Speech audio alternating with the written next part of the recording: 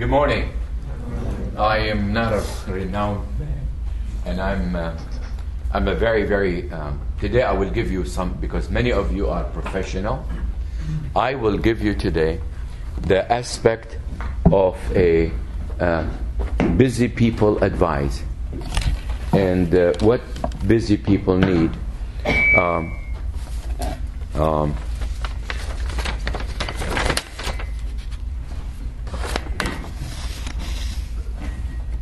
Today I will share with you some of the time of adjustment. Is this going to keep bothering me like this? So maybe you don't need it. Do I need it? Okay. Where's the clip? There's no clip. If I do this. The years of adjustment of marriage and how to maintain a healthy living life. You all fall in love, and this is the easy part. Maintaining this relationship and how does it grow is the challenge of today. I shall use many of the resources that was done in the last few years, research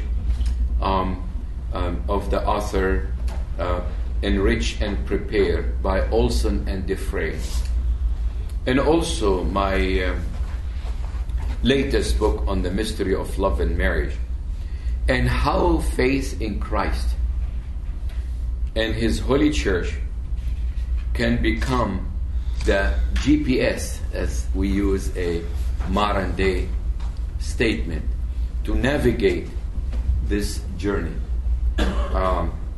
Nothing can summarize the opening session than a statement from the gospel that says, "Let everything you do be done in love." But today we learn that love is not only romance, love is not only sexual relationship, love is not only that you love food or you love your career. Today we will shed new light on the meaning of love and all what it encompasses. And let everything you do be done in love. So therefore, speak to me in love. Today we shall comment on what is love and the cost and the responsibility of love. The cost. I want you to write this down. The cost and the responsibility of love. Love is not free. Love is not free. Hey, there's two seats there. There's two seats. Go to come over there. We'll move down. So there is a cost. So let us address the issue, what keeps a healthy but also a thriving and growing relationship in marriage. Let's keep to discover what keeps a healthy and thriving relationship in marriage. In your packet, there are some introduction, and part of the introduction, there are statement, and there are point to ponders. So let's begin. As I said, it's easy for you to fall in love with that understanding marriage and the family dynamic. You all came from family. You did not come from nowhere. And your parents have their issue, their struggle. Some of us were raised by an aunt, an uncle. And whatever the reason, we thank God that we reached that stage. So I asked couple, what is their most difficult moment after they're married? They said, well, how do you keep a sense of relationship when everyone is working, everyone is traveling, everyone is trying to make a living, and they want to maintain a home, career, and later on having a toddler and children. So here are the issue. And let's talk about what strong families share. They share something called commitment. And commitment today has a different terminology. Commitment in the past meant, I will do whatever it takes on my own. Today, commitment means as long as my need is served, I'll be satisfied. And that's a very dangerous aspect. Because we're moving from a wholesome family to a very individualistic, materialistic, consumer issue. And since many of you and all of you have career, really you have fallen into a trap that you don't need anybody. You can pay your rent, you can pay your money, you can pay for your gas, you can pay for your apartment. And that's what made it easy for people to say, well, if it didn't work, we'll check out. Commitment means I must bring my own gift to the table. Commitment means I will not give up on the first argument that breaks us down. Strong family share a sense of appreciation and affection. You look forward. You know how to say thank you. You appreciate one another. Commitment means, and we're going to talk about it today, how do you communicate in a healthy fashion? I found out today that women have risen to the standard of man by swearing, by using the F word, by using the D word. These are the issue that can not only put a bad taste in your mouth, it you put a bad taste in your heart. Because they says nothing, no greater wounds than the wounds of the heart. So be careful what you say to one another. It will come back to haunt you, especially men. Men can say anything they want, and after a while they want to have sex. It does not work that way. It does not operate that way. Positive communication, it means being assertive, and we're going to spend a lot of time because everybody come to me and I say, what's your problem? Well, we have a problem communicating.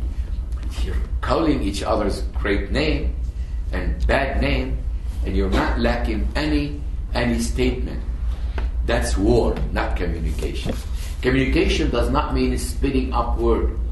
You're not a manager at home. You're not running your employee. You're not running your hospital. You're not giving an order. Your home is not a boot camp. Your home is heaven. Heaven on earth. Strong family, they, especially our people, you know, God help if you are a white man or white girl coming to our church. You'll figure out when they have 20,000 cousins. And that's overwhelming for an American born, come from a single family, probably knows his first cousin by name, but that's it. And you come to us and here, every time Dick and Harry and Tawfiq and Khalid and Mansour has something to do with your life. And they give you advice. So, but we look forward to be with each other. Because family enrich us and we learn. So, but also strong family have strong spiritual foundation. They go to church. They volunteer. No matter how busy they are, they give time of themselves to others. That's a healthy way. Ability to cope with stress. Since you are all going through this rat race,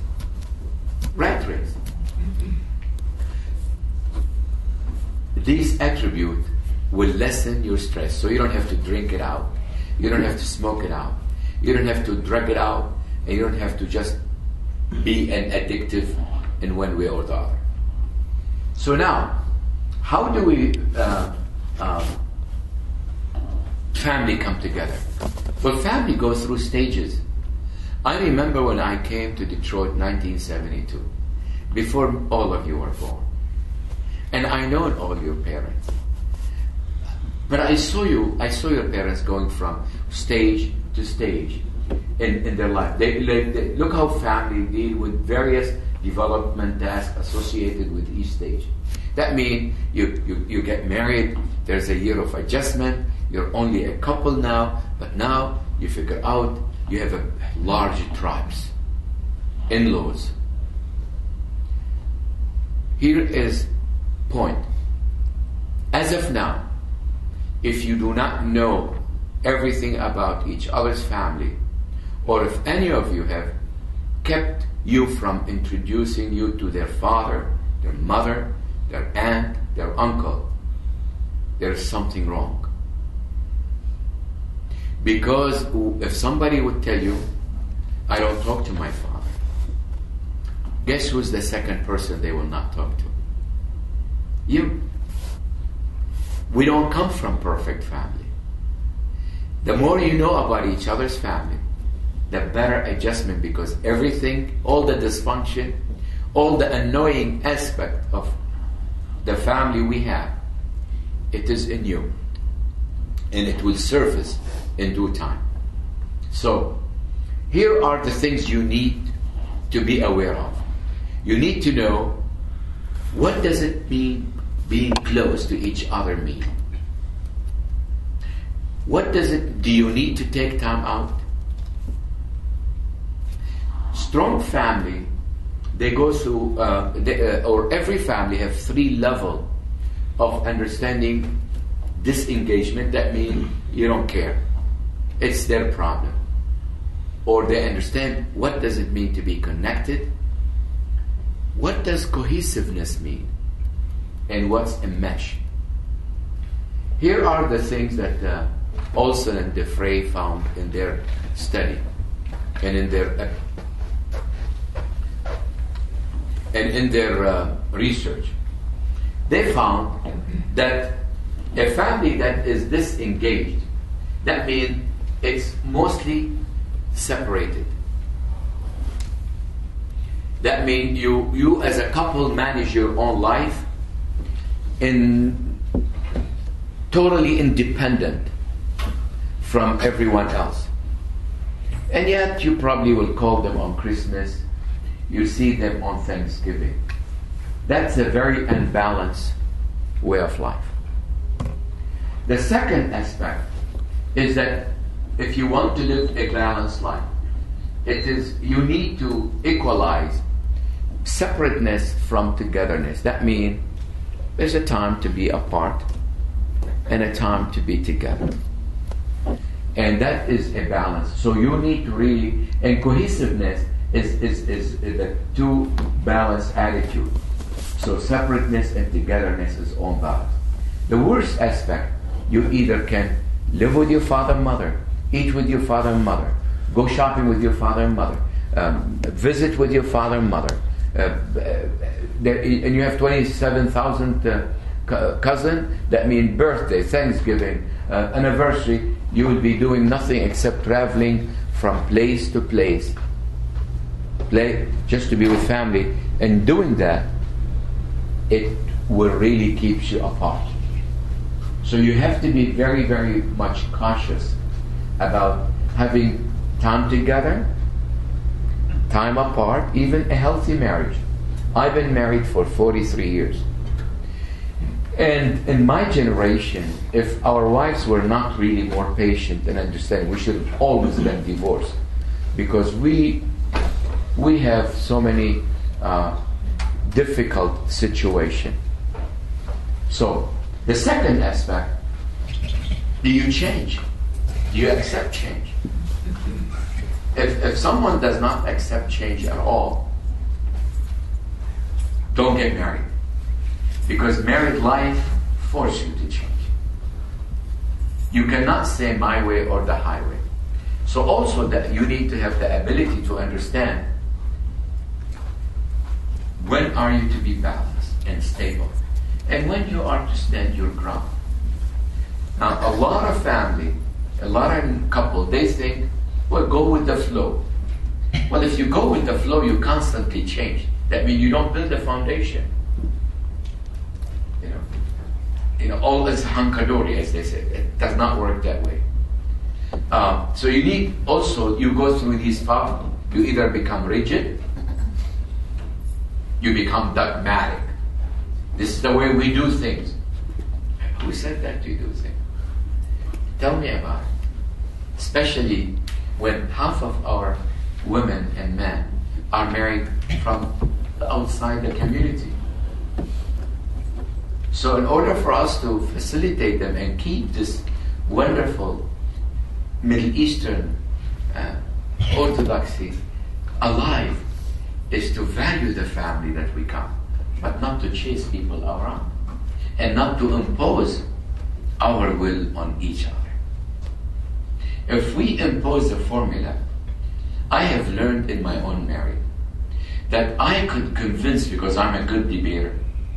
My wife is very quiet, but watch out when she talks. So I can convince her with the argument, and she'd go along for maybe an hour, and then come back as a roaring lion. She said, I don't buy that. That's a baloney. So don't impose your ideas. Ideas need to be discovered and shared and discussed. If you do that, and especially today, you're too busy. Don't become a Facebook person. Don't replace your spouse with Facebook.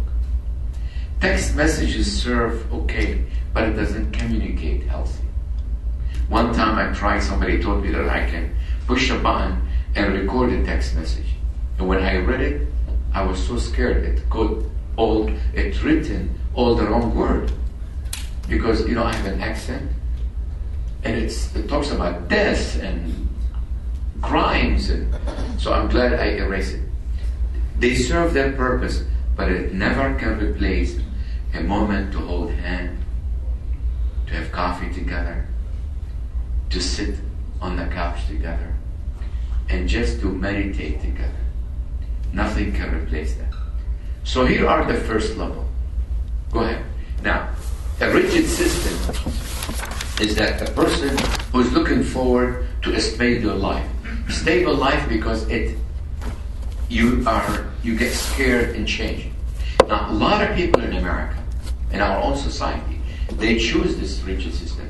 All what you need to do, just travel on Warren Avenue in Dearborn. Go outside Detroit, go to the Amish, the Mennonite. And there's a lot of Christians who live in isolation. A lot of Muslims who live in isolation. A lot of Jews. Go to Oak Park on Saturday. You find a lot of Jewish family.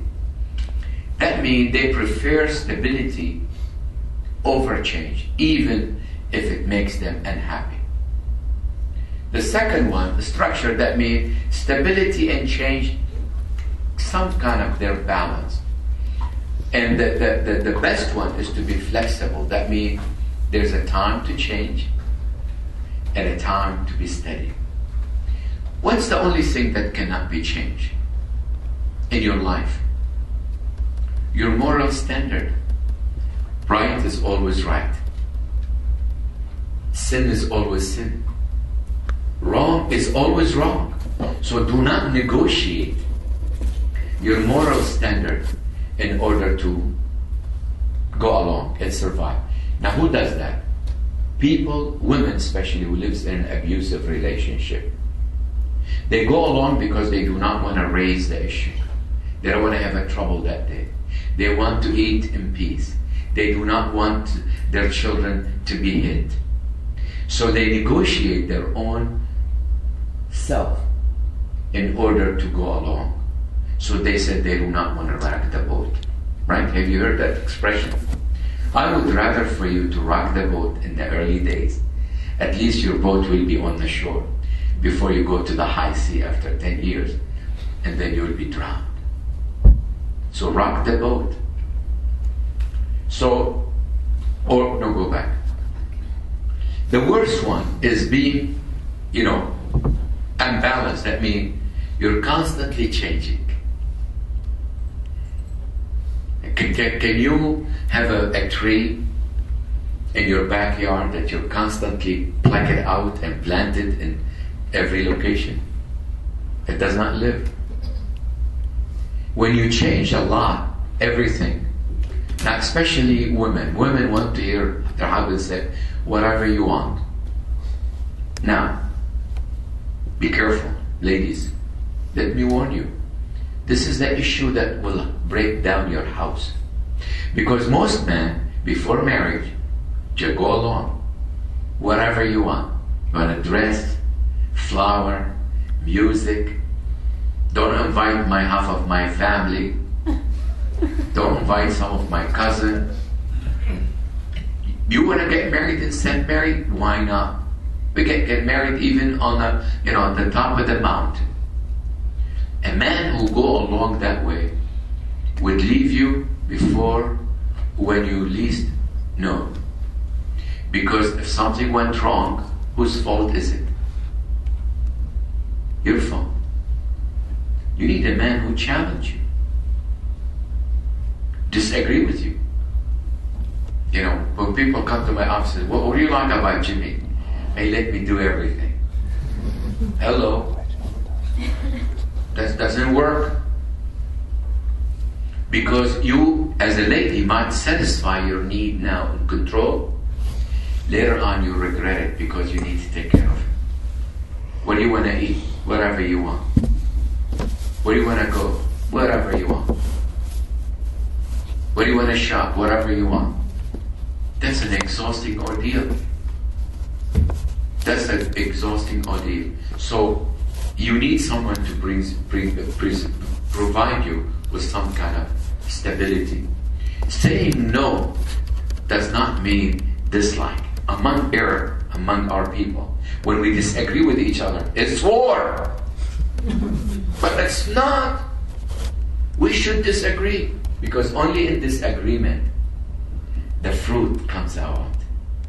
The fruit does not ripe when the tree just blossoms. It has to go through seasonable weather. The fruit has to go through the right amount of rain.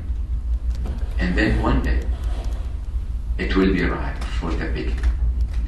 There used to be a commercial that said, we do not sell wine before it's time. I don't know if you hear it. It means even a good wine needs time to be perfected. Now, here comes the issue that everyone struggles with. What is communication? I mean, if you talk about communication, you need to understand communication is not spitting up word, or I let you finish talking. In my own experience, when couple come to me and I said, well, what's your problem? They said, we're not able to communicate. But I said, you're fighting. Well, I gotta tell her what's on my mind. I gotta tell her what's on my mind. Communication is not telling to each other what's on your mind. Communication, facilitating a movement to understand when you're going to be close and when you're going to be balanced in being away. Communication is the best term, you can write it down, is the meeting of meaning. That's what's communication. The meeting of meaning. That means the message received is a message understood and sent back. Here it is among immigrants. We don't say what we mean, and we do not mean what we say. So you need to read my mind. I come home and I say hello to Nuhat. Hello. I learned to come and say, is this something to do with me? She would say no. I said, well, take your time. Take your time. Now, today women, they want to figure out things. They don't let go. No. Someone is not ready to talk, don't talk. But women have the tendency to inquire, to investigate, They have a memory like 1,000,000 gigabyte and a frame that can have a replay in color and high definition. Recall moment, event. I mean, she reminds me of things happened 4 years ago. But it's gone. But be careful, so you have to be aware that when women remind you of these things, really does not mean they're judging you. So this agreement does not mean war, or does not mean dislike. And that's why you find many in our organization, it failed. Because we tend to express our opinion, and here comes someone disagree. We don't want this guy. You can do that in marriage. There will be a lot of disagreement in marriage because you're growing.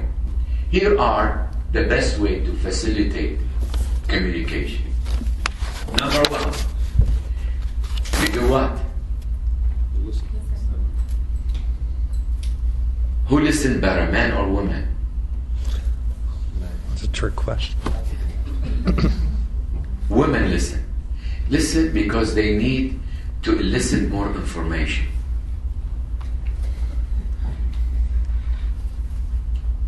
They would say, well, you all probably have previous relationship, and all of a sudden you walk in the mall and your former girlfriend or your boyfriend passed by. And the man would say, well, that's someone I know, Jenny. And the girl would say, do you like her? What she's like. I'm with you. Why you left? And they won't stop till the man would begin to lie now. Well, I only love you. So be careful. You gotta listen. We gotta talk about that. Also, not everyone who's able to speak can communicate. You need to use the right word. The one you're talking to is not a pet. The one you're talking to is someone made in God's image and likeness. Someone precious. So you do not disrespect. You have to use the right language. And when you communicate, don't walk away from each other. And if you feel the moment is heated, what do they do in sport? Now, be careful. Some people either they want to call and call and call till they solve the problem. And they create what? More and more and more problem. Or send text messages. And you both are working, and by the time you come home, you don't talk to one another. You already are mad. So, speaking skill. What makes communications good is self-disclosure. Self-disclosure does not mean how's the weather. Self-disclosure speaking from the heart. Honey, I really had a rough day. Maybe me and my boss did not get along. Or I didn't sleep that day. Self-disclosure can say, I know that my mother probably upset you, but I have nothing to do with it. So don't punish me for my mother's or my father or my 23,000 cousins' mistake. It's not my fault. So self-disclosure talks about women is more able to talk about everything. You can go to Costco and stay in the check counter and you'll find two women talking about the most intimate things. The color of their lingerie and what they did. And most men, we're not able to talk about it. We're not made to talk about that publicly. It takes us more time, more years to formulate that, to be able to open up. We're not made to open up. So when you understand that, this doesn't mean that something's bad.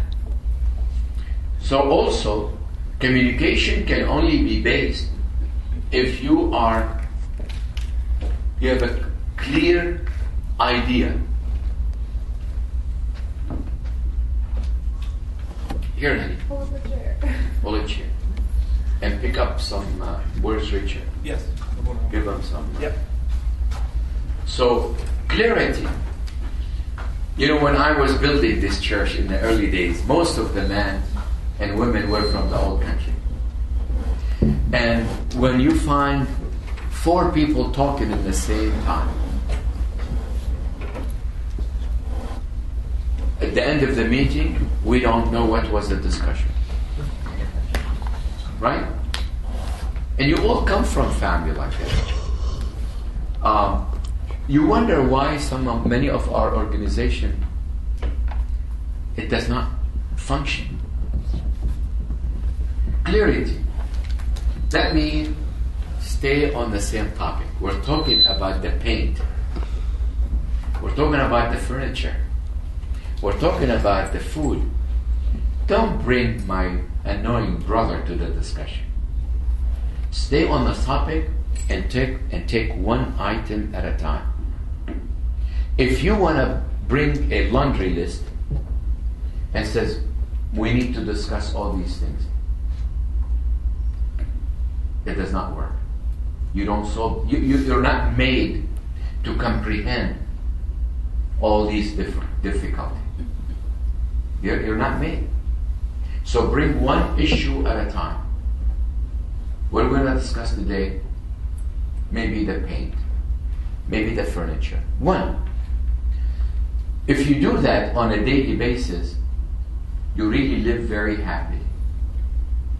Now, if you never address any of these issues and you wait 5 years, you'll find out you're living with strangers. So clarity, and what keeps listening, speaking, self-disclosure, clarity, stay on topic, one thing, is the foundation of communication. And what it is? Read that. Respect and? What does that mean? What's respect mean? Answer it.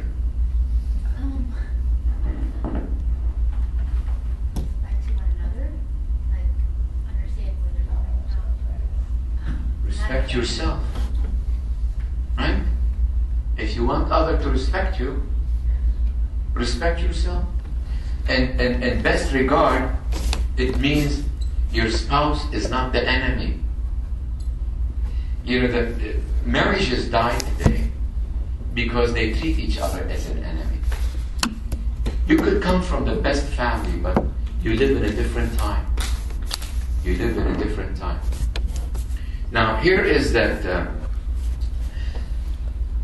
everyone is able to fall in love.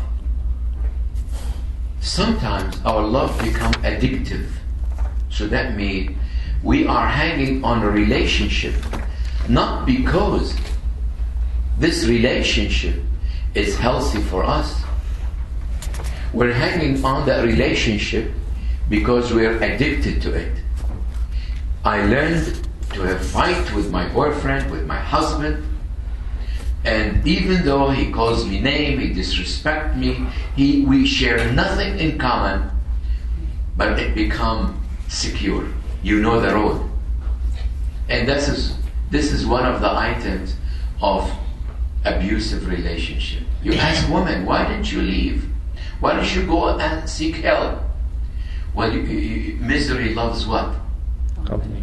Misery loves company. Amstal, you know, what our ancestors said, it meant a lot. Misery loves company.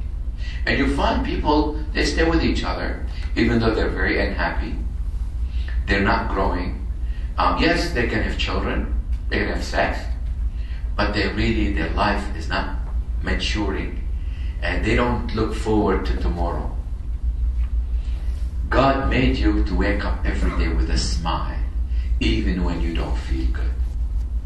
God gave you and equipped you to be hopeful even on a rainy day, because tomorrow will be better. Isn't this what our faith teaches us? It is hope, it's faith, and it's love. So every day you need to wake up hopeful. So how do we maintain this issue that keeps us together? Hear what they say. The key to intimacy and family interaction. That's good communication. To maintain it, that means I am able to interact with you without having a World War IV. Even when I disagree, I still hold you in the most important place in my heart. The second one, you need to create meanings. That means don't just talk on the surface. People on the surface talk, those who are meet each other in a grocery store. How you doing? Okay. How's the family? Fine. How's your wife? Great. And you're probably not talking to her. But you keep this, you share this information, you talk on the heart level. Now, there are 65% of all our communication is non-verbal. I mean, I could walk in the church, people would come to embrace me, and at the end of the church and greet me. And then a couple of days or a couple of weeks later, I hear from someone said, you know, my dad came to say hello and you did not talk to him. Why? He said, well, you were talking to another person and he kissed across and you didn't have no eye contact. And I had 2,000 people in front of me. But what does that mean? It means that many of your behavior does not his word, but it is weapon. How you feel? Okay. Or you don't answer. Women tend to be silent, and they assume that their husband must know what's going on. Write this down. There's nothing here for us. Nothing here. We're not a mind reader. If you want something, say it, and say it gently. If you come to fight with your husband and yell and scream and you said, my husband doesn't listen, that's not a listening mood. I'll give you a story. A lady came to greet me and she said, Father, my mother fell into a manhole. I said, that's great. She fell into a manhole. She said, she broke her back. Oh, I said, that's nice. I was not listening. So talking has to have the right place, the right time, the right occasion. That means you need to have the environment to communicate. Don't communicate when you're totally exhausted, coming from work. The best things you do when you come from work is sit and maybe prepare a meal without even talking. Because you were already talked out. Women would say, well, how come my husband talk to every woman in his office but cannot talk to me? Well, he has to talk to them. But when he come home, he's already exhausted. So, non-verbal and verbal communication is a key to strong association with good marital adjustment, especially in the coming few years. Those who were married like me in the old, I had an arranged marriage, like many of your parents. But arranged marriage does not mean, come on, Father George or Hannah or whatever, jump in the sack. No, arranged marriage, that means the family has something to do with our moral value, what is good for us. They know best, but they constantly communicate with each other. So my adjustment here was very difficult, but I knew this is what I'm expecting. if you come from a traditional family, you know that you are going to face crisis.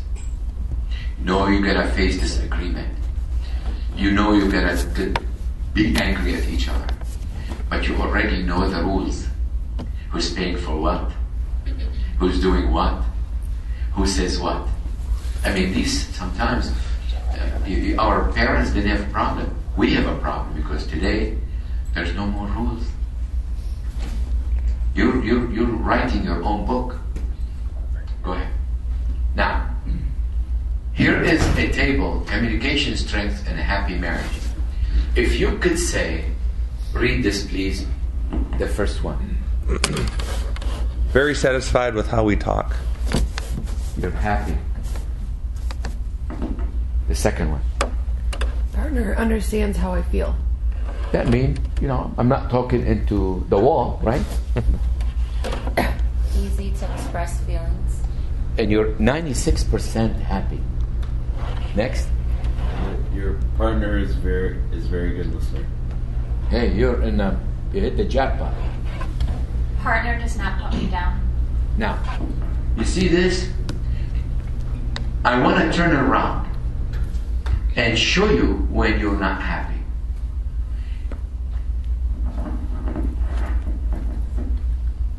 Wish my partner were more willing to share feelings.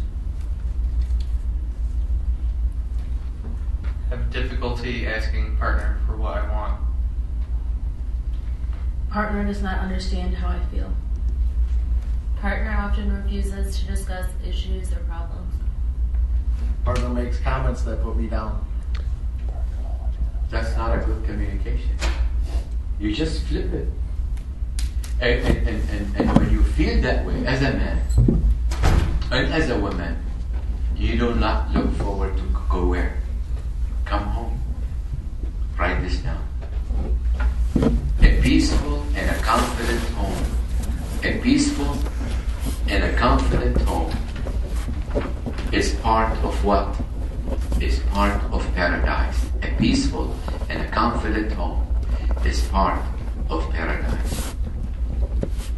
So that means if you want to look forward to come home, you have to create home. And how do you create home? By having peace, by creating peace. And do not assume that the other must be it. You will wait for a long time and you lose out. It is you, number one, who is supposed to create that peace. Don't worry about others. Most men do not go to counseling. When a woman comes to me and she said, how can I make my husband come to counseling? I said, you go home and tell him, I spoke to Father George, and Father George said, I have a problem. It's no more your problem, honey. So go home and tell him, I found out that I need help. What do you think the husband would do at that moment? You already break down the defense mechanism and says, he can say two things. I told you so. You need help. That's an ignorant man would say that. But a wise man would say, you know, honey, it's really not all your problem. I have fault, my own. So you open the road. So that is really, I don't know if it is in your book, in your outline, but that is when you communicate and first of all, you're afraid to say what's on your mind. You're afraid to express your feeling. That's an abusive relationship because disagreement, it means war.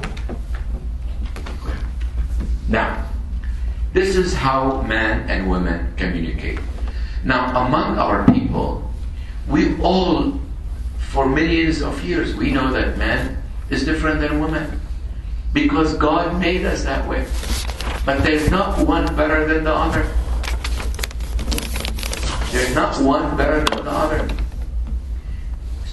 So, how does man communicate? Say, man communicate? Irregular eye contact. Yeah, we don't look straight. Now, how does women communicate? Uninterrupted eye contact. How does women, men communicate? Infrequent nodding. Yeah. Short one. Why not? A woman. Frequent nodding. So that means they're together with that. How does male? This is we're talking about listening style. Infrequent use of Yeah, men always say I. But what about women? Undivided attention.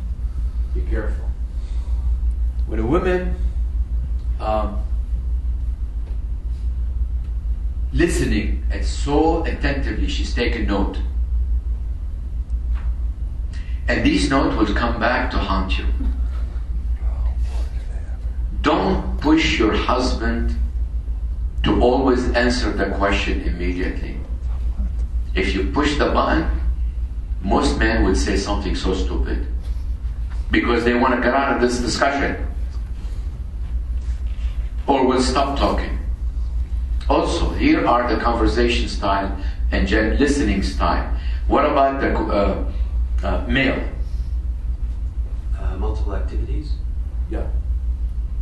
Multiple activity. That means we can turn on the TV, change the channel, read the paper, and eat, and watch the sport, and we think we are listening.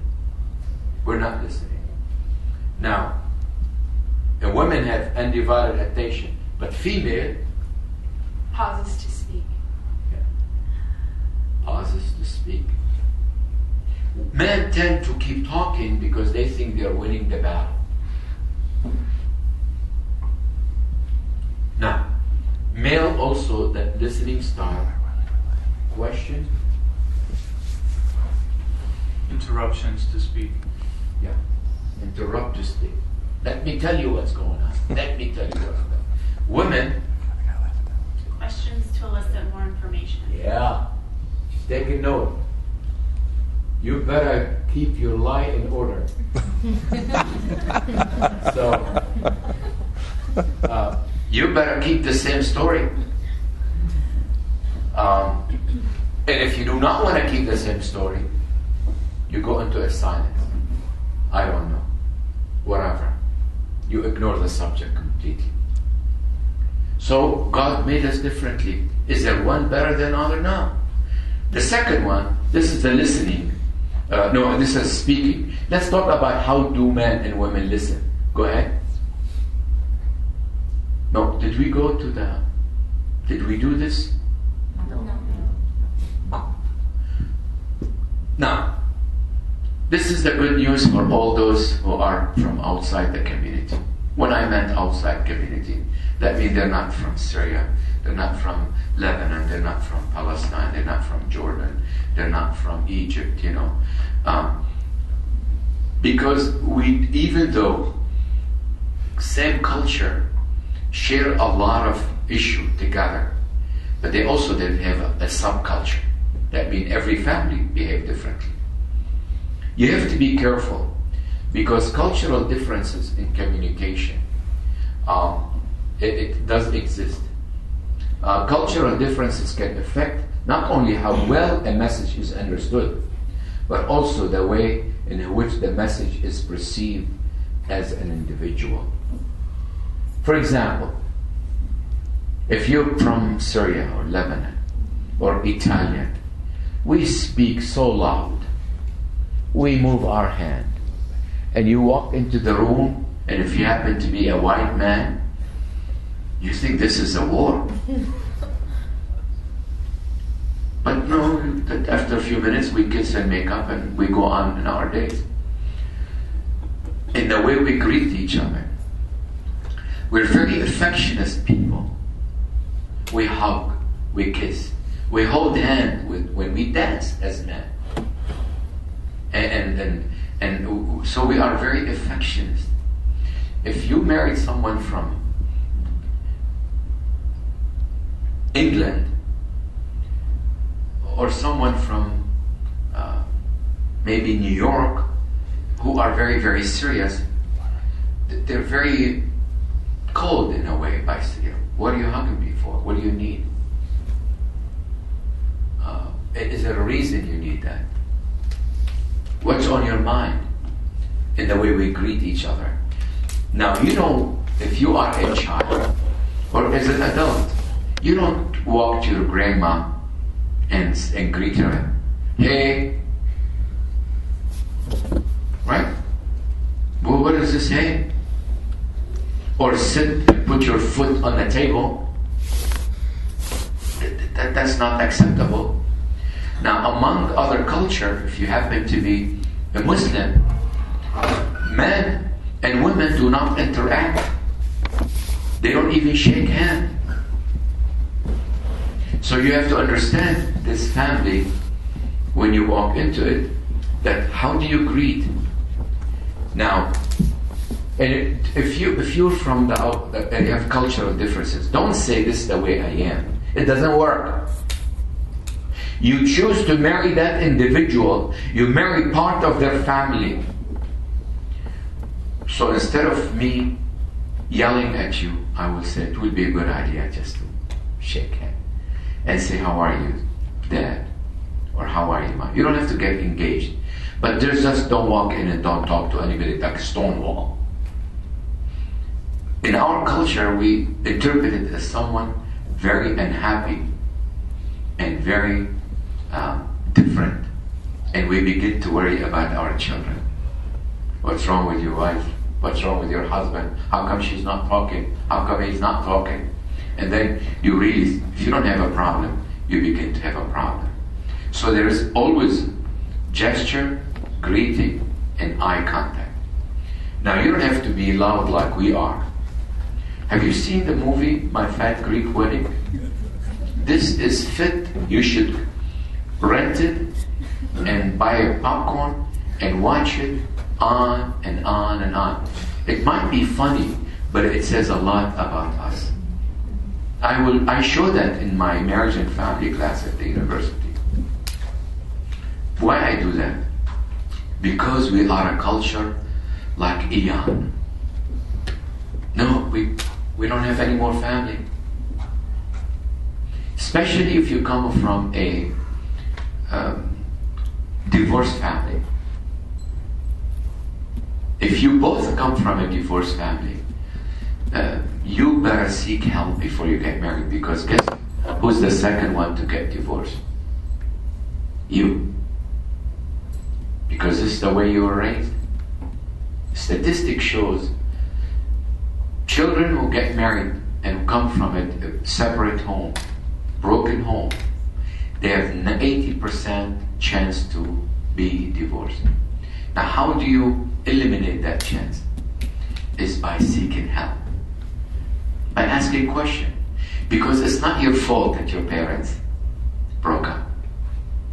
It's not your fault. So be careful. All the non-ethnic among us here, take note. These will bring down the house. Okay? Now, what is the basic tenet? Are we to stop? Where's Josh? Are we to take a break now? No? What is your schedule? I don't want to keep talking. It's on your schedule. It's in the first page. No schedule. There's no schedule. Okay. What does it say? We should stop at 10. 10:30. Do you want me to keep talking? Or you want to take a break? Keep going. Okay. Now, the basic communication principle, number one.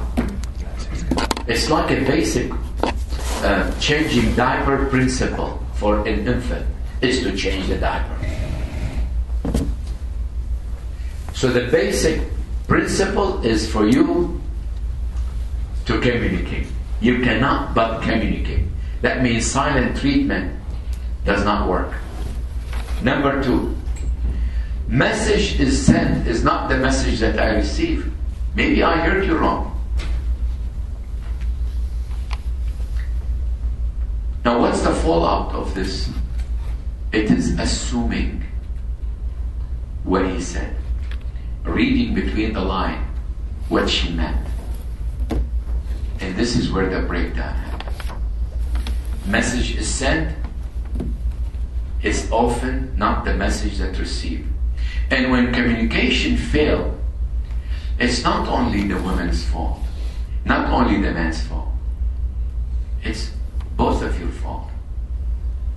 So it rests with both people. Each message contains or it conveys content and relationship information. So whatever I'm saying to you, I'm not only carrying my message, but I am also stating how healthy, how good, how vibrant is our relationship. So talking is not always spitting out word. Now, you don't need to learn that word, incongruency. It means you misunderstood me. You don't need that. We're not talking here about scholar work. Because we sometimes confuse verbal and non-verbal communication. That is a very problematic. Well, how come you did not, you're telling me you're not mad, and I walk home and you didn't talk to me? That is an incongruency. Because our action communicate non-verbally better, more powerful than verbal way. You can come home and hug one another, and you can tell if there's a sincere hug or a hug that you're just fulfilling a requirement. You, matter of fact, can buy a flower, and if things are not right, flower is not going to make it. You can buy candy, and if things are not right, that's not going to make it. That's only can postpone the issue, and that's called incongruency. So you cannot but communicate. Now, 65% of communication is nonverbal, and nonverbal could be also behavior, or it could be today as text messages, email, voicemail. That can say a lot. Now, how do you learn to interpret nonverbal communication? You need time. You need time to figure out each other. In my own married life, I married a very introverted individual. And sometimes I think it's healthy, because if you both are talking, there would be nobody who would be listening. It's an opposite attract. But really, I did not plan it that way, because I didn't talk to her before we got married about a lot of things. Hi, hello, what your grandparents and parents did. But even if you are different, in time you learn how to say things to each other without saying. So I give you an example. I came home one day and I said, Nuhad, I've written this book and I dedicate it to you. Without flipping an eye, she said, we're taking food for the kids, and on your way, pick up the garbage. What a killer. I mean, come on. So, what did I hear? I learned that she said to me, what a great job you did. How much I love you. And I am so happy to be with you. So even in the car, when we don't talk, I said, I learned maybe to hold her hand. Because not everybody's talking. But in time, you learn how to talk to each other without words. Intuitively. Because you're not the same. Each one of you have a different temperament. So you need to learn how to interpret non-verbal communication about mood, event, and action. If you come home and you're punching every wall and you're swearing up and down, and if somebody said, "Are you angry?" "I'm not angry." You're mad. You're angry. So don't defend it. So if I were you, I'd leave him or her alone at that moment. Go ahead. What's the best? No. You skipped.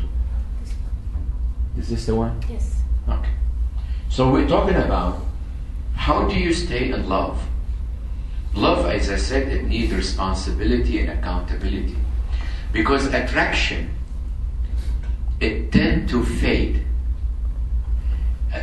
Those who are fall in love in a fast way, a romantic way, they fall in love so fast, but they fall out of love faster. So, in our human creation, how do we maintain a loving relationship? Well, we maintain it when we maintain an intimate relationship. Intimacy is not a total amount of only sexual relationship. In America today, when you say to your friend, "How you're doing?" "We're very intimate." Well, that means you really have sex. Thank you. But intimacy, and you can write this down, it is a combination of so many attributes. Intimacy requires respect. Intimacy requires devotion. Intimacy requires you to be trusted, right? To be trusted. That you are safe, you're secure, right? You don't feel in danger. And I always say to people, intimacy is like making tabbouleh. Now, you don't eat the onion by itself, right? Even though there's an onion. You don't eat the bulbul by itself. Have you ever seen people just chewing bulbul? You don't. You know what's tabbouleh, right? It's like a garden salad. But unless all these ingredients come together, it's not a true intimacy. And sexuality, one of these aspects. And this is why, in my book, I said, pillow talk better than sex to married couple. And men says, "No, we don't. We need to have sex." I said to them, well, talk can lead to a better sex. Conversation. Speak to me, my beloved in love. So, here is the art of self-disclosure, according to this research. Well, self-disclosure, if you do not know how to open up, disclosure of personal information or feelings to your spouse. We're not talking about to your father and your mother and to all your cousins.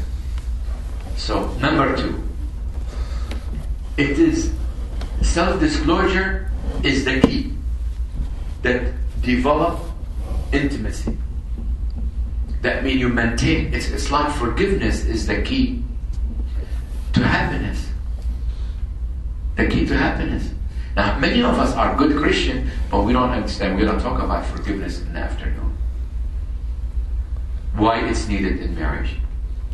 So, when you need to be aware of the information that you're saying and what you have been perceived in advance.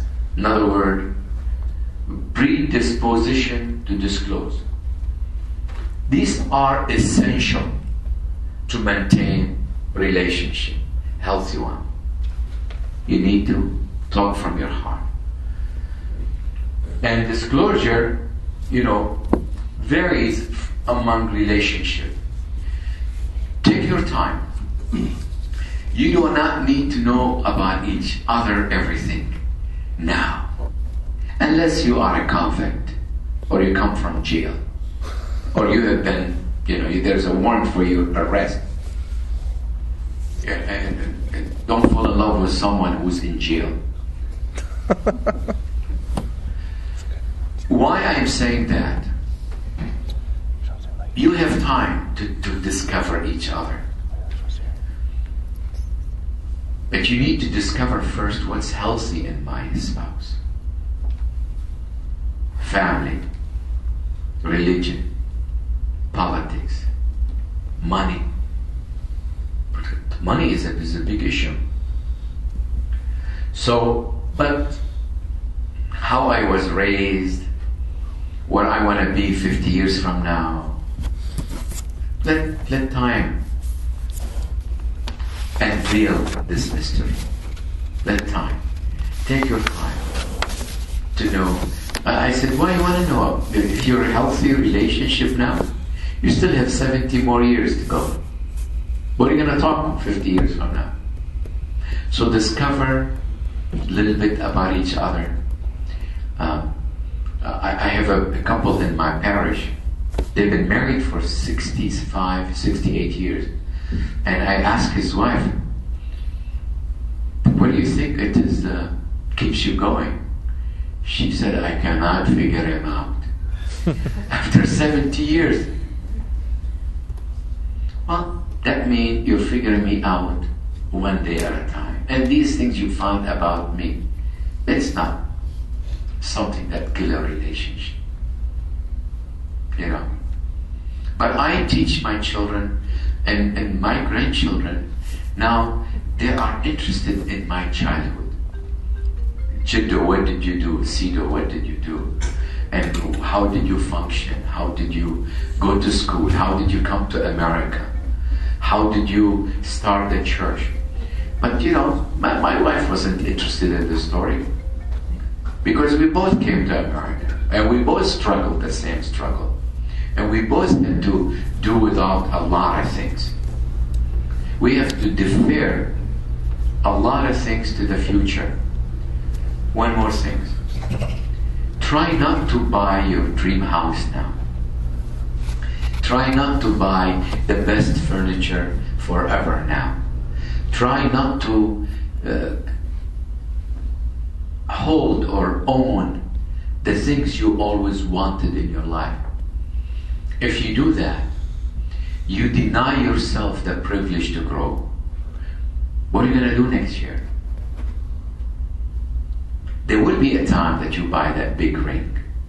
There will be a time to buy that car that you really want. There will be a time that you can really spoil yourself. If you can defer things without denying you the basic need of everyday life, you can always look forward to each other. So disclosure comes in a variable way between relationship. On your first date, you're not going to tell each other everything. And usually, before the wedding, many of our negative behavior, it does not show up. It shows us up after the wedding. Because we want our relationship to work out. Again, there's difference between what you're hiding and what you're keeping to yourself. You know, like for example, when I used to go over my Nohada's house, she asked me one time, "Do you like pizza?" And I said, "I love pizza, and I really don't like pizza." But I did not want to tell her I don't like pizza because in my mind, not liking her food means I don't like her. So the first thing I did after you get married, I said, "I want to tell you, don't make pizza." Because we tend to leave the negative things till later, much later. So, what are the responsive style in interpersonal communication? Here are the three basic principles how people communicate. We either can express our thought and feeling and desire as God made us. We're free. I'm not afraid. But I need also to know how to deliver it. Or I can hide everything from you. I will not be willing to tell you what's on my mind. And when you live with someone who you do not know what's on his or her mind, it's like walking on shell. You don't know what to say. You can't figure me out. You can't figure her out. That's called passive communication. The worst kind of communication if you yell at, screaming. Because aggressiveness here, it aims not to communicate, not to solve an issue, but my aim is to hurt you, to put you down, to control you. Okay?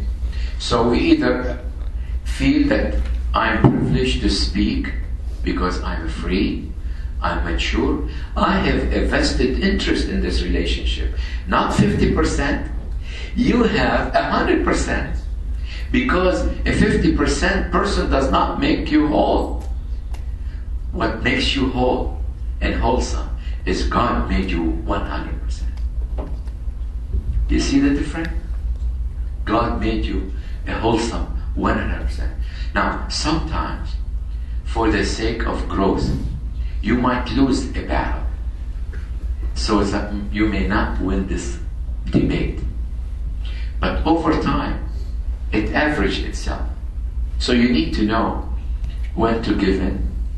There's a song that says you have to know how to hold it and how to fold it and when to run. It's a story from the gambler. In other words, you cannot win every battle. There was a book written 10 years ago, I forget the author, and it was the bestseller. And I'll bet you each one of you could write this book. It's called Don't Sweat What? But we all do. 90% of conflict is on non-issue, non-important. And write these things down. Again, you cannot be right all the time. You cannot be right all the time. A man and woman who always pretend or assume to be right will never live happy and will never create an intimate, loving relationship. So women, be careful. No one can be right all the time.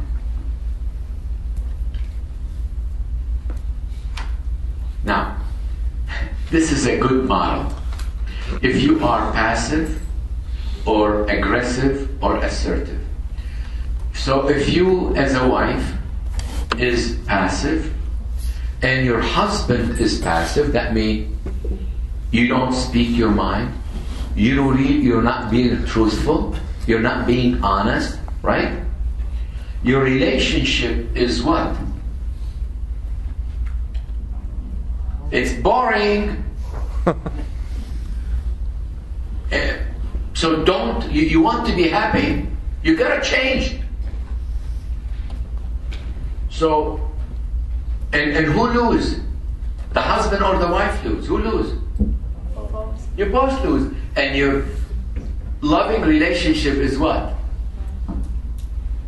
It doesn't exist. Home become like the red roof inn. You check in and you check out. And this is when you find people looking for other place. This is where extramarital affairs begin to take place. This is when men and women don't look forward to come home. Now, another example, if the husband is passive and the wife is aggressive, the relationship is what? Dominant. That means one person's making decision.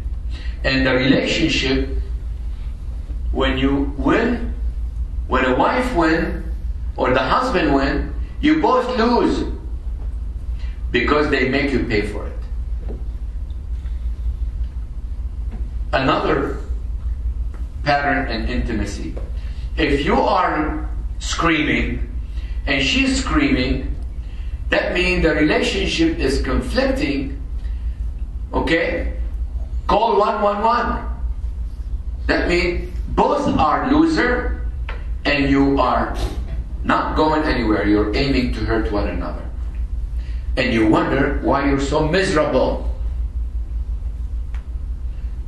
One of the reasons we become that way, living in America and born in America, it is you learn that you are a very important individual. You are on your own, right? You earn your own life, your own money, you have your own desire, but you cannot remain individual and married if you're not willing to change. Let me tell you something. Get a pet. Don't get a husband or wife. It's easy. Why should you be unhappy? Get a fish tank.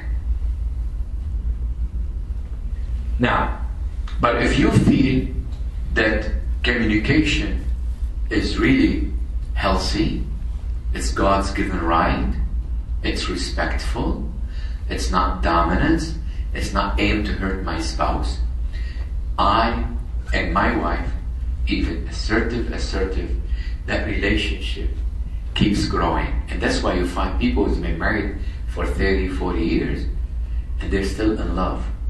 In love, not only, as I said, in a sexual, romantic way, but in all combining way. You look forward to come home, you're interested in raising family, and you care for your household. Because your responsibility is to create something that God promises. The kingdom of God in your household. Very few of us think that the bedroom is our altar. It's the most sacred room in your house. So your lovemaking and your sexual relationship, when you marry, in your household, in your bedroom, is holy. St. Paul says, let the marriage bed to be undefiled. So our home is God's kingdom. The kingdom of God, St. Paul, Jesus said, is within you. And God created you for goodness, for loving, for growth, for laughter, for dance. He did not create a pet like this, your dog, your cat, the trees. And there's a lot of people who hug the trees. Okay? So, be careful. Now, you might end up with a passive partner. But you need to begin to read their mind to keep it alive. You need to read their mind, interpret their behavior, because they're not able to speak. Now, here are the explanation. How do you keep communicating? And we will stop here. Assertiveness, and it means that I have the right, the ability to express his or her feeling and desire without being punished. I mean, because let me give you an example. If the first time your son or your daughter lie to you and you beat the crap out of them, they will keep lying to you. But if you can talk to them and say that lying is not good, you give them a chance to be truthful. Because you cannot punish a person to learn any. Punishment doesn't teach anything. It's only in jail it works, and when they come out it doesn't work. So assertiveness, it means God's given right for me to be respectful and to be able to express my self-desire. Self-confidence, it means a person feeling about self-ability to control things in life. That means I don't have to question my wife when every time she goes to Kroger. My wife doesn't have to question me when I go to Costco. She does to this day. Because I buy a lot of things I don't need. So I told her, don't be disappointed. That's what brings me joy. It's not the end of the world. Okay? Going to Costco is dangerous, especially if you're hungry. You buy things that you never think you use. But it tastes good at that moment, right? So self-disclosure, that means that I am able to control things in my life. So I don't have to ask my wife, what did you spend? I trust my wife. I trust her judgment. She can spend whatever she wants. But if I have an out-of-control husband or out-of-control wife, we need to make a budget. Number 3, the worst attitude you can take in your marriage is to be blind. That means you live in the world of deniability. Avoidance. You avoid everything. Avoidance is a good example. It's like I have a leak in this building and I can put a bucket to collect the water instead of fixing the leak. And in time, what's going to happen to the whole ceiling? It's going to cave in. The ceiling will cave in. So don't avoid things for the sake. Now, who does that? An abusive relationship. A wife that is being battered. A husband that who's an alcoholic. A drug addict. Children. So they avoid conflict because conflict, it means war. Avoidance, person tendency to minimize issue and reluctant to deal directly with issue. Healthy family, they do not avoid. They look at the big picture. Okay? Now, if one of you dominance is a degree to which partner is felt to be controlling and dominant. Today, even though we come from a hierarchy, in our culture, the husband is the head of the wife, as St. Paul says. But St. Paul says, he did not stop there, that you're only the head. He said, as Christ is the head of what? The church. And how does Christ was the head of the church? He died for the church. He served the church. So when we say, so in our culture we have a hierarchy, and our women do it very well. They tend to give us the image that we are in charge, and they do everything. And you find in every healthy home, yes, the wife pretended in front of people, who can ask my husband. She is not. In time. But it worked in our culture. It's respect. And in reality, every household needs a structure. Everyone has a responsibility. Everyone is in charge of something. So, partner dominance, degree to which partner is felt to be controlling and dominant. These are not a good way to communicate. I hope in the first hour and a half, I have brought you to some issue that you still did not talk about it till now. Make note. And I want, we're going to take a break, right, Richard? Yes. For how long? 10 minutes. 10 minutes break. But also, there are some point to ponder. Do a little exercise. We come back in 15 minutes. Thank you. Please read your outline and...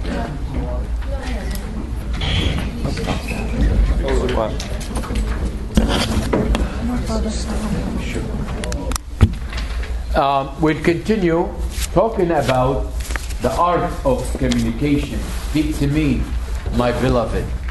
Talk to me. Let everything you do be done in love, but love of responsibility, accountability, and self-respect. So now we move to a new area. For Richard. Oh, okay. We have to wait for Richard. I would like to hear from you at the end of the day. I put so many questions and questions to ponder. Promise me, over a cup of coffee, you come together and you answer. These are not complete. I have all these things taken from my book. But if you take the book today, it will be there for you. Go over them. It will force you to discuss things you've avoided. You never want to discuss them. Now, some question, they can be applicable to you, and some question may not be applicable. You cannot write one thing as a custom made for every individual. You have to write your own book on marriage and family.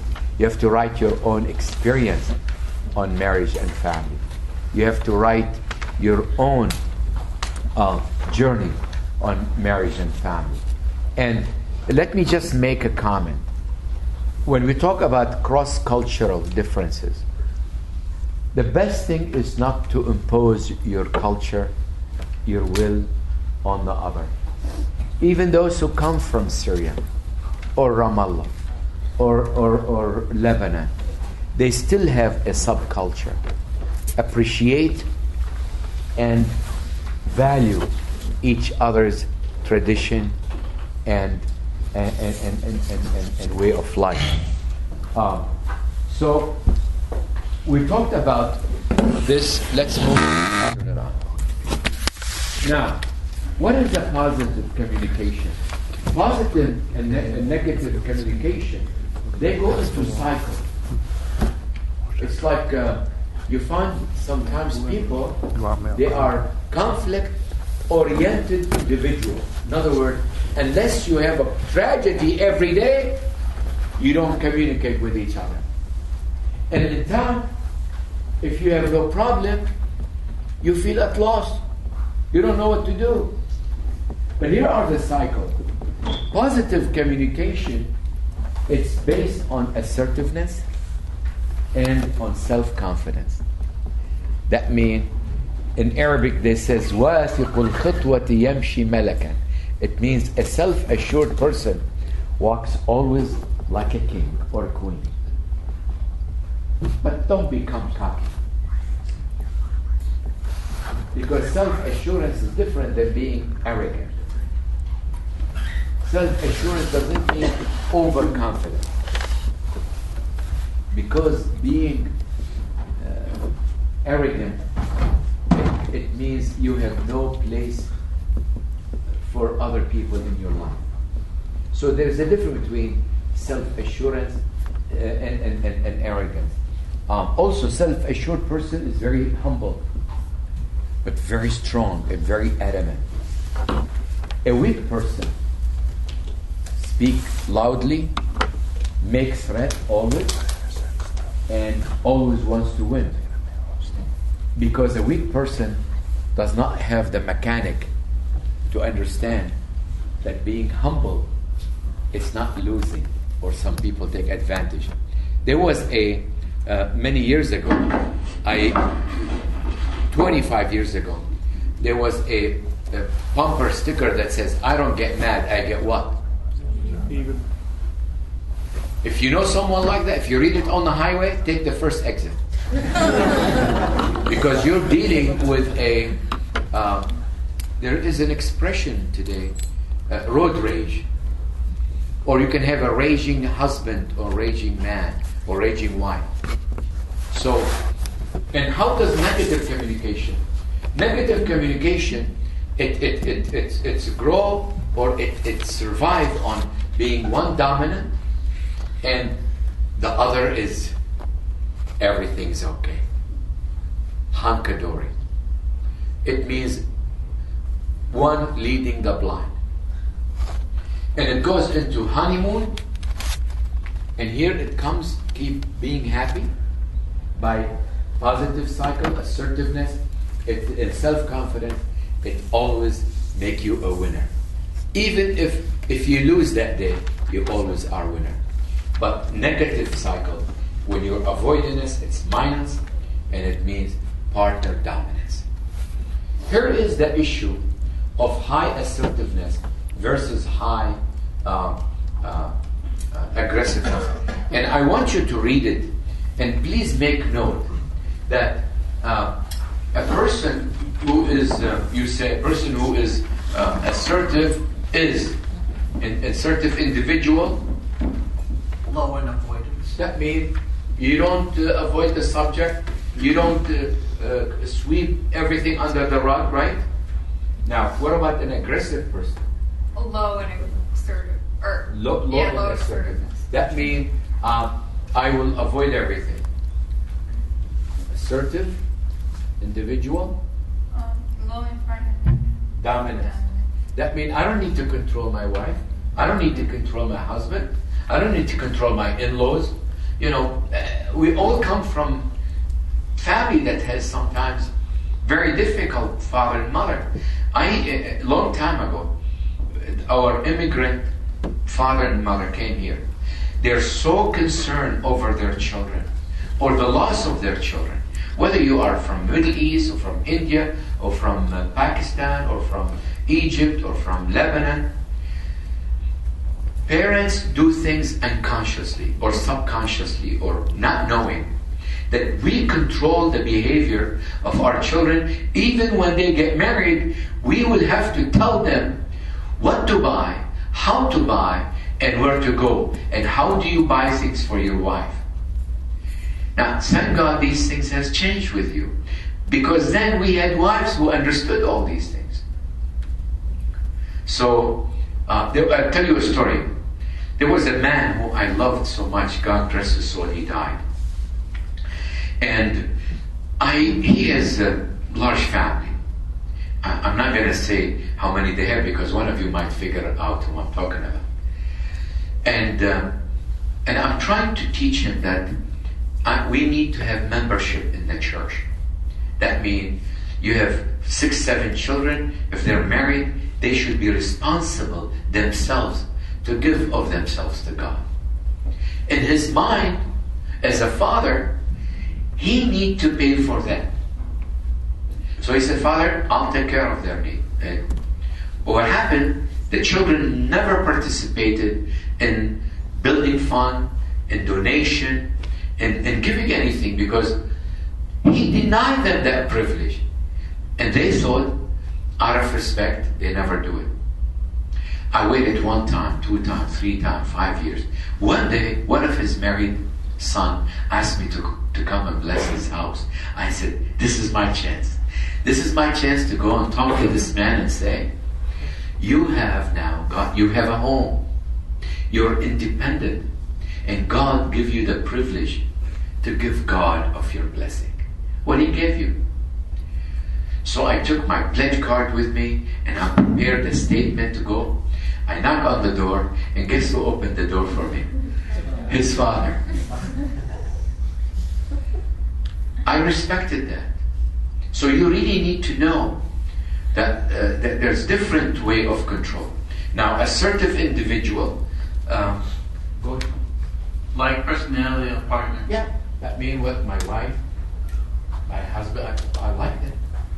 Now, negative or aggressive individual dislikes the personality of the partner. Now, how can you stay married if you dislike one another? If you don't like to sit with each other, you begin to go and visit with your friend and you talk to everybody else except each other. That's dangerous. Assertive individual. Feel good about partner communication. I don't have to tell my wife what to say. I don't have to tell my husband how to behave. I don't have to tell my wife that, 1, 2, 3 what to do.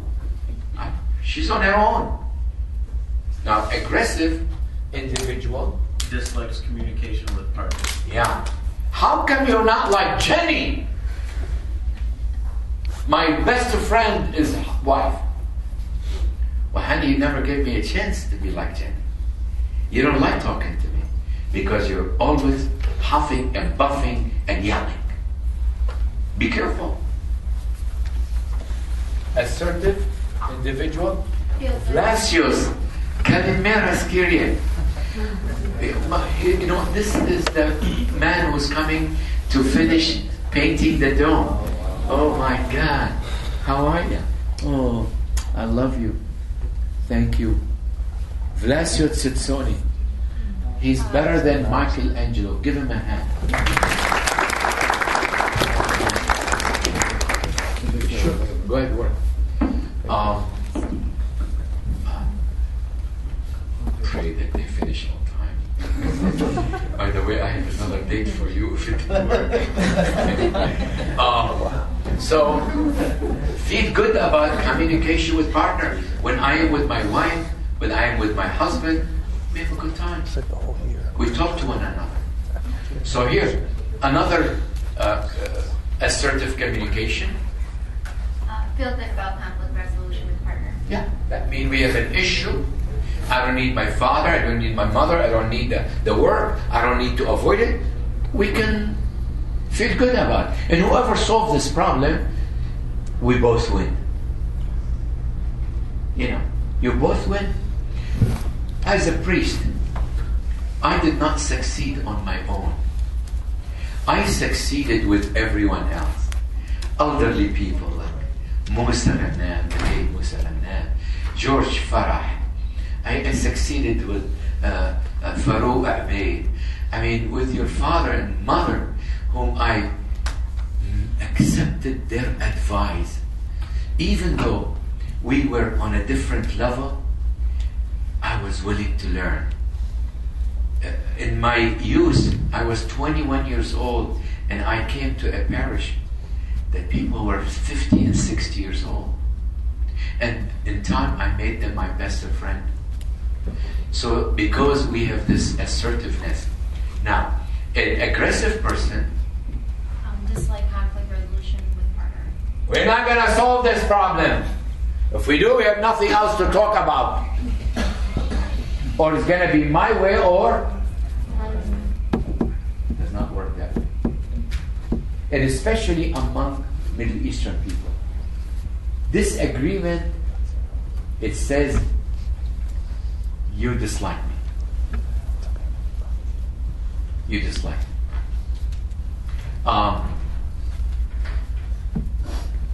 Now, here are using communication to stay in love. Speak to me in love, or let everything you do be done in love. John said, a true love bind everything in perfect harmony. A true love bind everything in true harmony.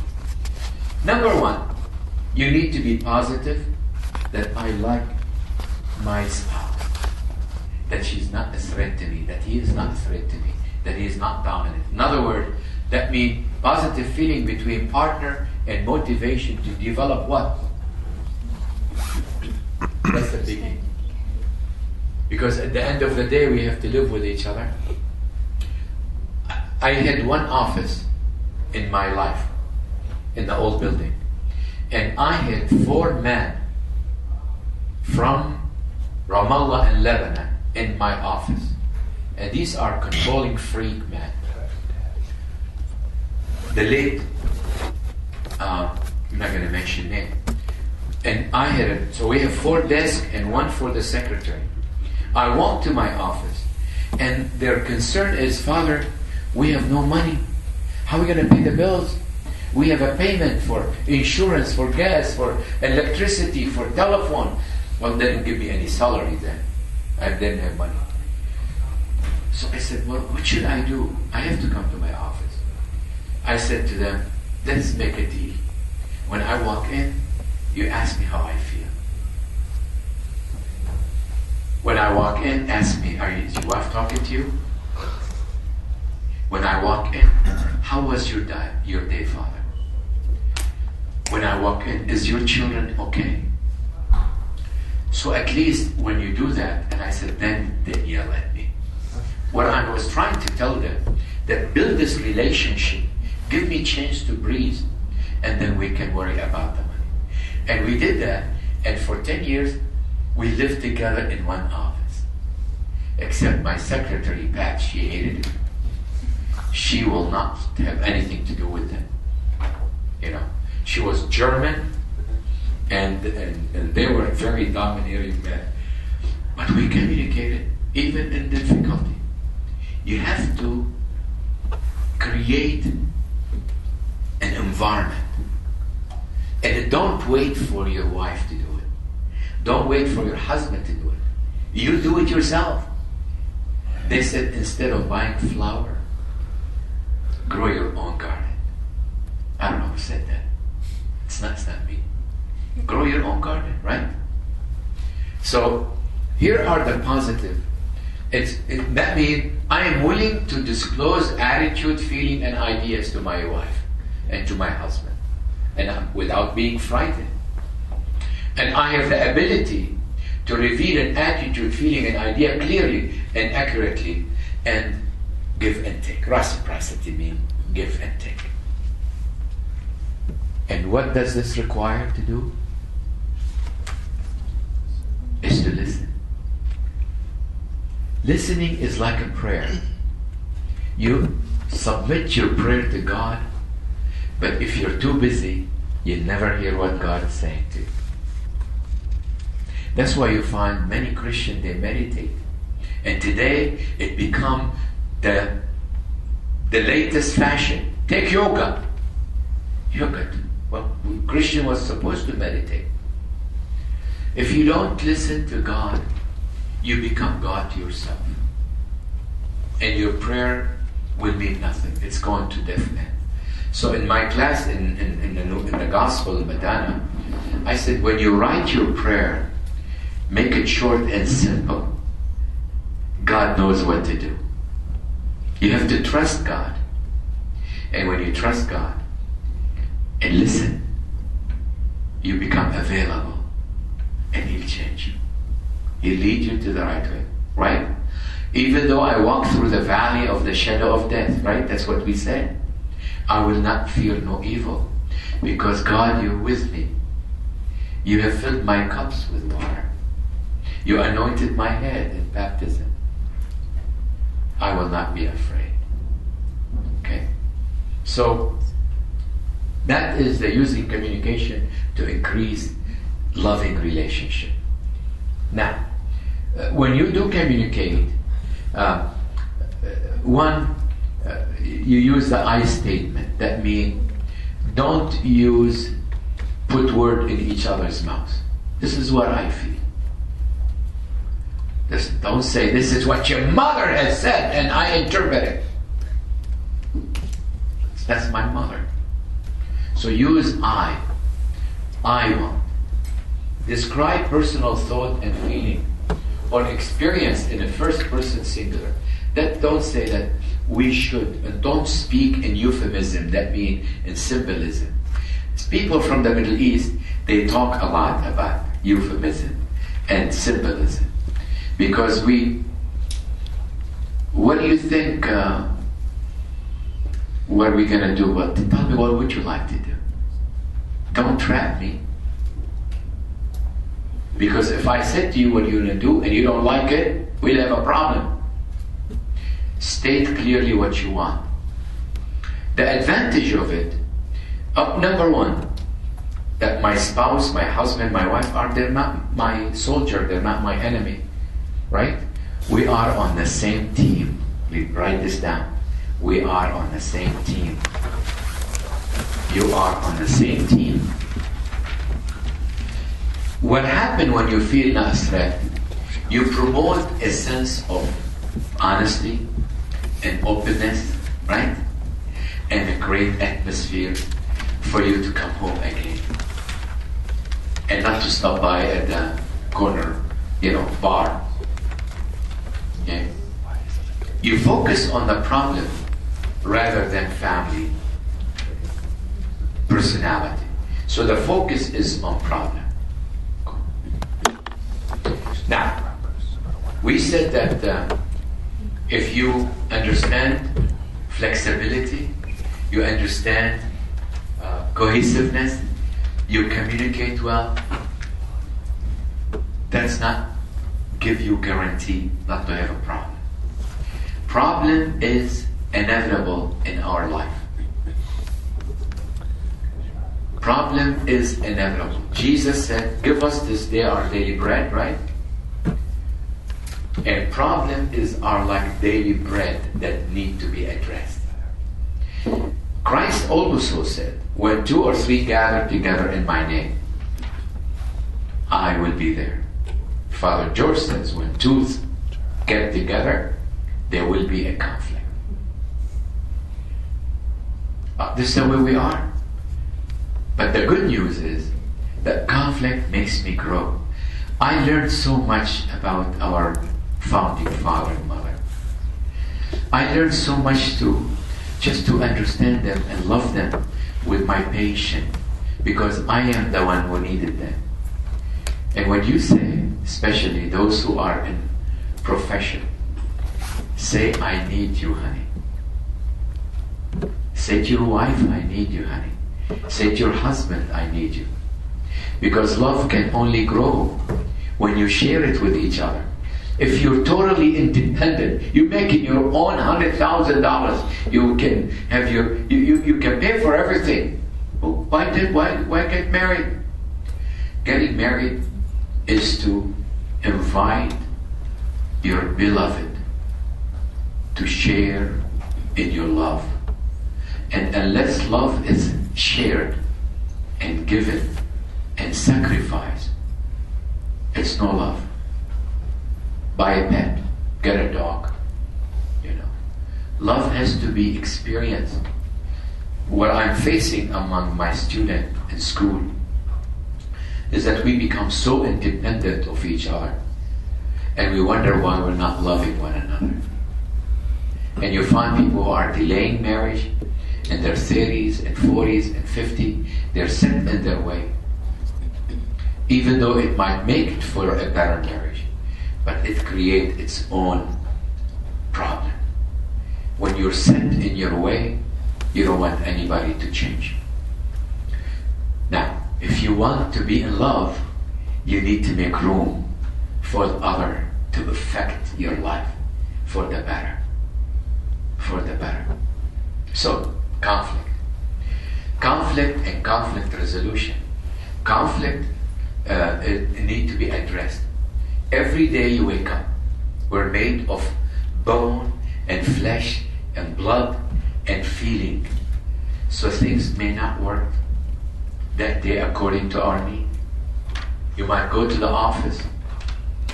I come here and my heart is down to my feet, because what's gonna go wrong? I have 6 people to feed, to house, to care for, to travel, to take them places. What about if somebody gets sick? So conflict is part of life. And when you marry and the first time you have a conflict, don't tell yourself you're falling out of love. Tell yourself, this is my chance to grow. This is my chance to be better. This is my chance to show myself, to grow together. But don't wait for the other to do that. So, conflict is inevitable in a relationship, said Olson and Dufresne. It's like having, many of you here are in medicine. It's like having a physical ailment. There are things never are cured. Heart problem, cancer, diabetes, hypertension, if there are certain issues. But what did the good doctor teach you? The doctor doesn't heal you. Doctors show you how to manage your problem by taking medication. But this doesn't go away. So conflict is not going to go away. Managing the conflict, learning how to address this conflict, it's a potential for you to grow in relationship from crisis to relationship. Because if it is not resolved, it will continue to become a hindrance. There is an example, an expression that says, we make out of a mold what? A mountain.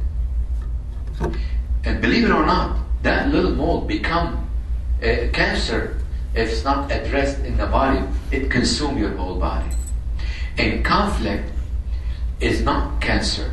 Conflict is an opportunity to grow,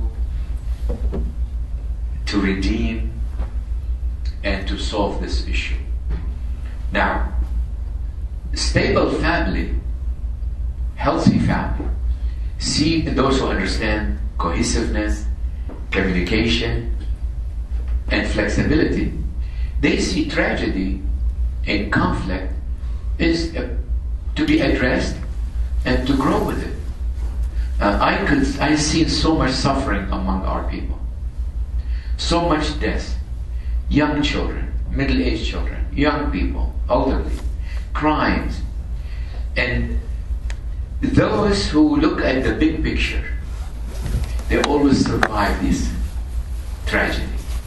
But those who do not want to address them, they usually are lost. So conflict is to be managed, and here how do we manage. Now here is also another model. These are the issue that is raised. It will be raised in your life. Where did we stop? Did we read? Michael, read that. Oh, hold on. Go ahead. One person ends up feeling responsible for the problem. That means I was told it's your problem. I have nothing to do with you. Write this down. Write this down. In marriage relationship, even the innocent is implicated. Even the innocent is implicated. Even the innocent is implicated. You cannot say it's not my problem. Go out of way to avoid conflict. Yeah. I will do whatever it takes not to raise an issue. That would be disaster. Different ideas about the best way to resolve the conflict. Yeah. You will always have a different way, but you might say, let's each one of us bring the way. Differences never get resolved. We're never gonna solve this problem. These are issues that never goes away, and it can bring your house down. Have serious disputes over unimportant issues. That's bigger among Middle Eastern people.com. Anyone from the Middle East? No wonder Jesus kept saying to them, be patient. Love your enemy. Have serious dispute over unimportant issue. You know, you cannot, don't create a war over every disagreement. I know a couple that because she doesn't have the wife doesn't have an assertive communication skill, her husband will disagree and she will respond, it's always my fault, never your fault. He's not saying that it's always your fault. I'm just saying there's another way. So don't interpersonalize the issue. Don't interpersonalize the issue. Go ahead. So, when you deal with conflict, you are always asked to make a decision. But I can stop here by saying, maybe you need to postpone your decision to readdress it.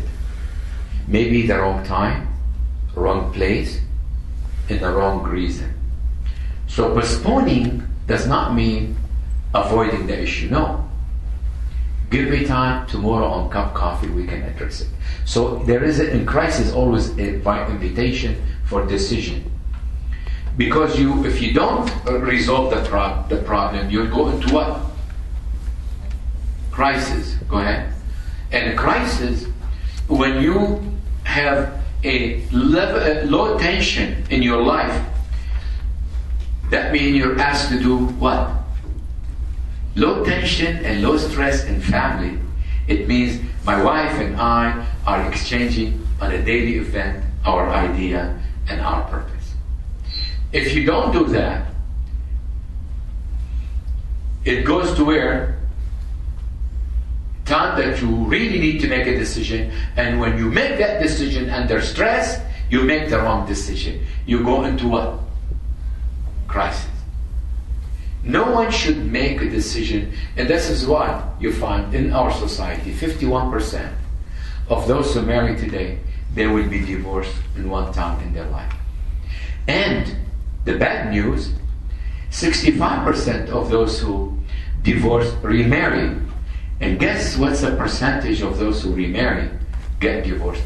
85%. Why? Because they've never looked and said, what should I do? It's my fault. If you get married 4 or 5 times, it's not the other's fault. Please spare their pain. And become a monk. Don't get married. You're not a married person. You're not the married type. Because you never claimed your responsibility. I will always ask those who go through this breakup, even an engagement, I would say, take at least a year and a half, and ask yourself, where did I go wrong? Don't say, where did he or she went wrong? You need to claim it yourself. So try not to make a decision under severe high tension, because your issue will be resolved in a very unhappy result. 90% of those who file for divorce are where? They're here in a crisis mode. So what's the easy way out? Quit. I will say to them, since you invested so much in fighting, why don't you invest a little bit of time in finding out what's really is the issue? Just take time out. You're going up with it anyway. Take a couple months out. Let's see where we're at in our life. So, when you have a problem, you get angry, right? And I know some of you really get angry because the way you were raised to get your way, especially if you have a domineering father or mother. The only way to express yourself in what? In exclusion. That is not a healthy way to enter into marriage. Because among Middle Eastern people, we can only speak up when we are angry. And this doesn't solve a problem. So there is a taboo about anger. What we learn, or sometimes in your childhood, don't answer your father, don't answer your mother. Anger is no good, right? We learn it. We learn to socialize anger, because anger, it says, the relationship insecure. And when we get angry, what happens? We either move in closer, that I don't want you to leave me, I want to solve this issue, or we move what? Or we move apart. Each one of us has a tendency to do whatever God made them. Some of us wants to discuss it. Some of us wants to avoid it. Go ahead. Now, we will learn that anger goes by other people. You made me angry. No, I did not. I decide to be angry. I have a choice as a wife, as a husband, how to respond. No one can make you angry. The only time you should be angry one day as a parent, it's over your children. Because anger, addressed properly, can change your life. What do you think a drug addict need to change? Or the image that, or the one thing that make him quit drinking or quit using drugs is angry enough to change. So anger, presented in a healthy way, to defend your family, it can save your life. But anger also, not control, it can destroy your life. Because we're taught that, the best way to deal with anger, let it out. So here you're visiting your in-laws on Thanksgiving and Christmas, and all of a sudden, you have a blowout. That's not good. Because you go home, you kiss and make up, and guess who's still angry? Your family. So now, you kissed and made up, but now you have people, they don't want to talk to you because you disrespected their daughter or you disrespected your son. Mother in our culture are the most creative and guilt-inducing. They're good at it. In one time, it worked for us. It protects us. But if you violate the rules, they can make you live to regret it. So, now the best way to deal with anger is to express it. You will have a problem to be angry. I go home, and in the confinement in my home, I'll express my anger. But I don't have to break the dishes.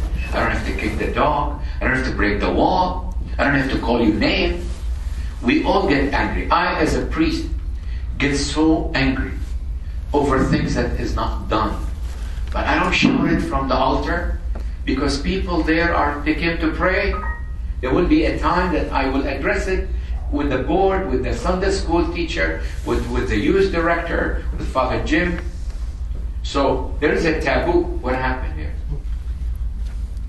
Where's Richard? I'm not good at technology. This computer. So there's a place and time and location for you to be angry. Don't get angry as you are going to a family visit. As you sit in the car. By the time you get to your household, to your family, they smell you and they know you're angry. Sometimes tension can be cut with a knife. And parents are expert in knowing the temperament and feeling of their children.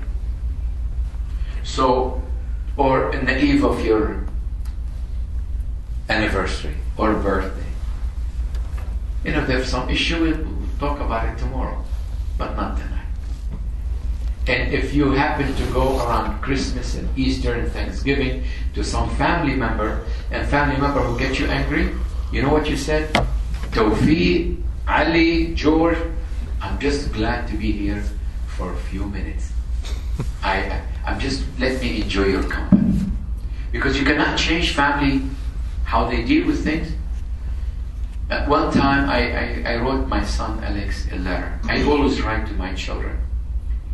And on his birthday, it happened January 2nd. So I was trying to tell him that in the new year now, whether it's work or family, don't look behind, look forward. I said, Dad, in every family there's 5 annoying people. We have 10. We have 10 annoying people. Because you have no control over them. And don't defend them.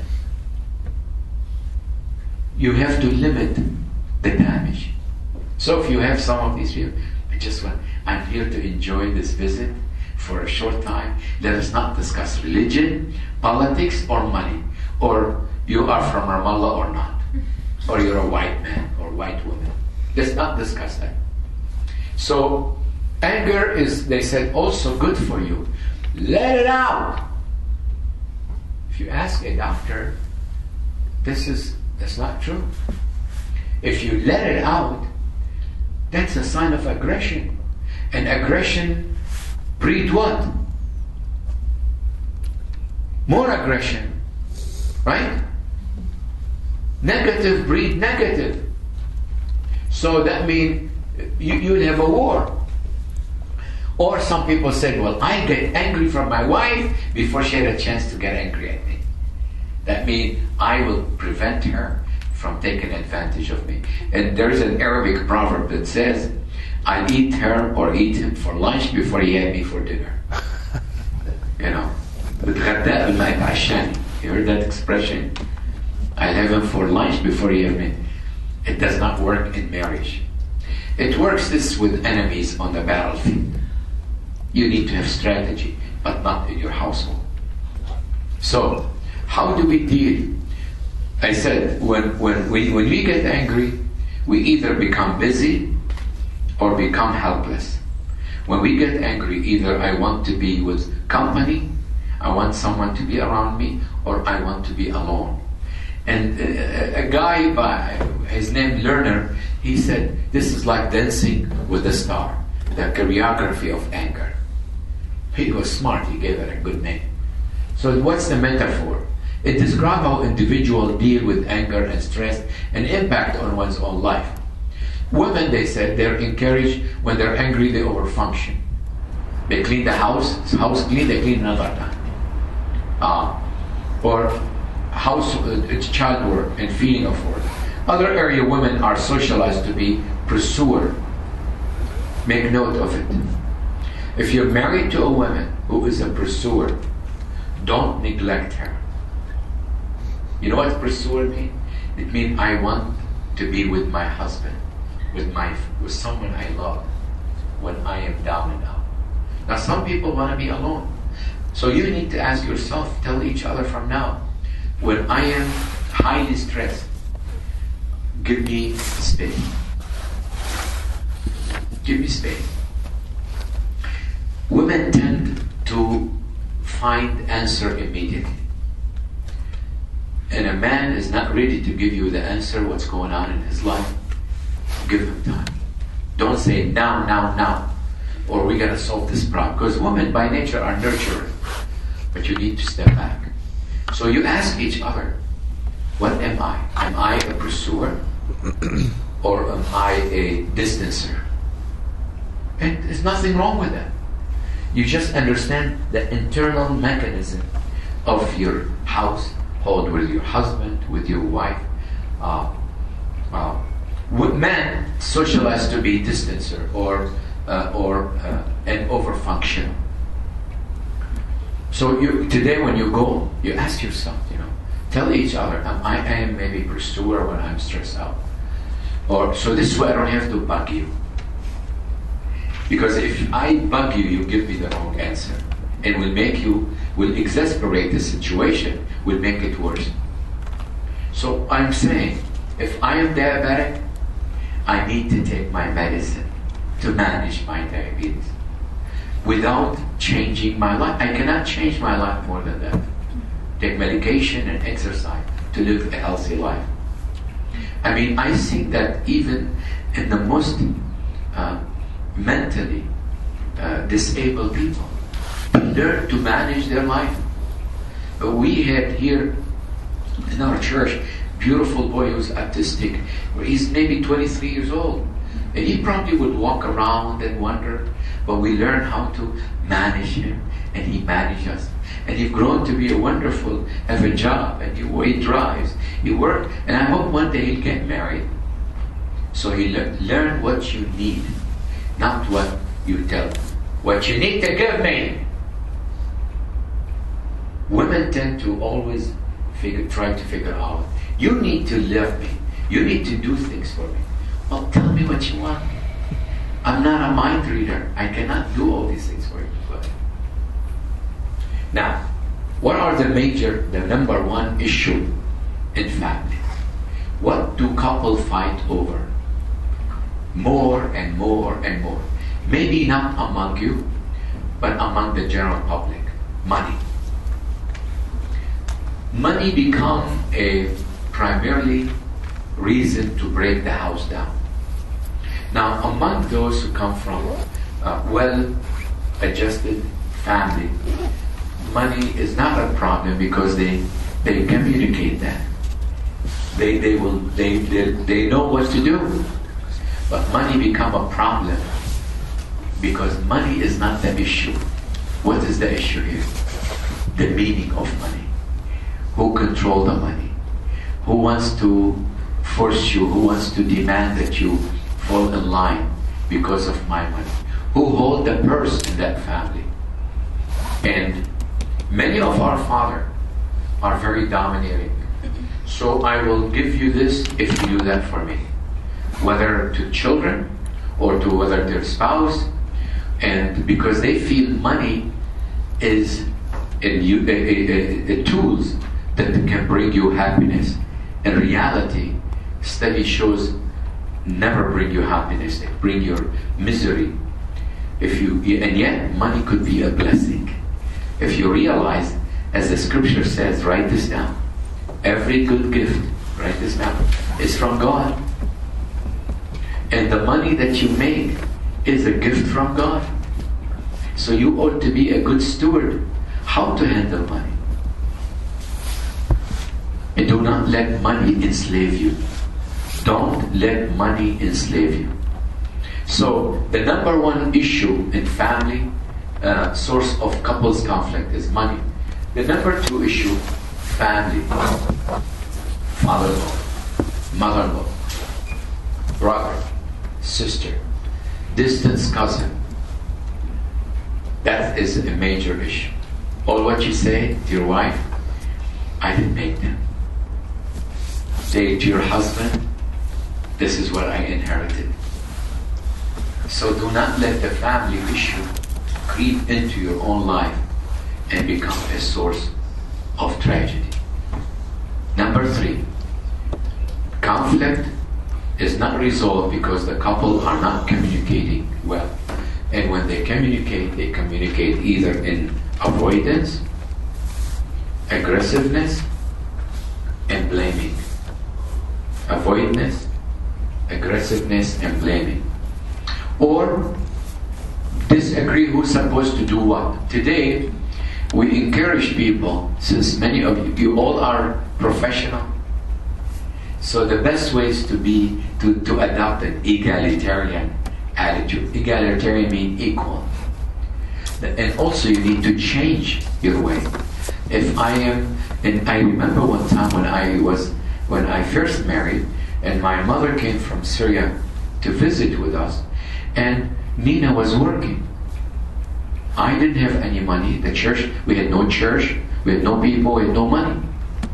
So my wife went to work in a factory at midnight shift. So what I learned to do, to maybe get dinner ready, maybe to, bathe the children. And I had one, the youngest one, I never give her a bath. Because every time I bathe her, it's not the way mom does it. She will do between my toes, she will walk in. What I do, I just pour the water on top of her. So, but I was willing to change. And one day my mother came downstairs and she saw I have an apron on. I had an apron. She had a fit.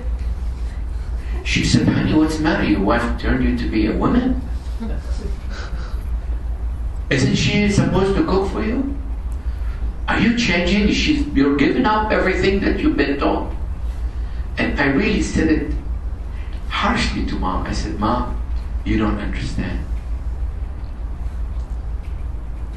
Because that was something so foreign to my mother.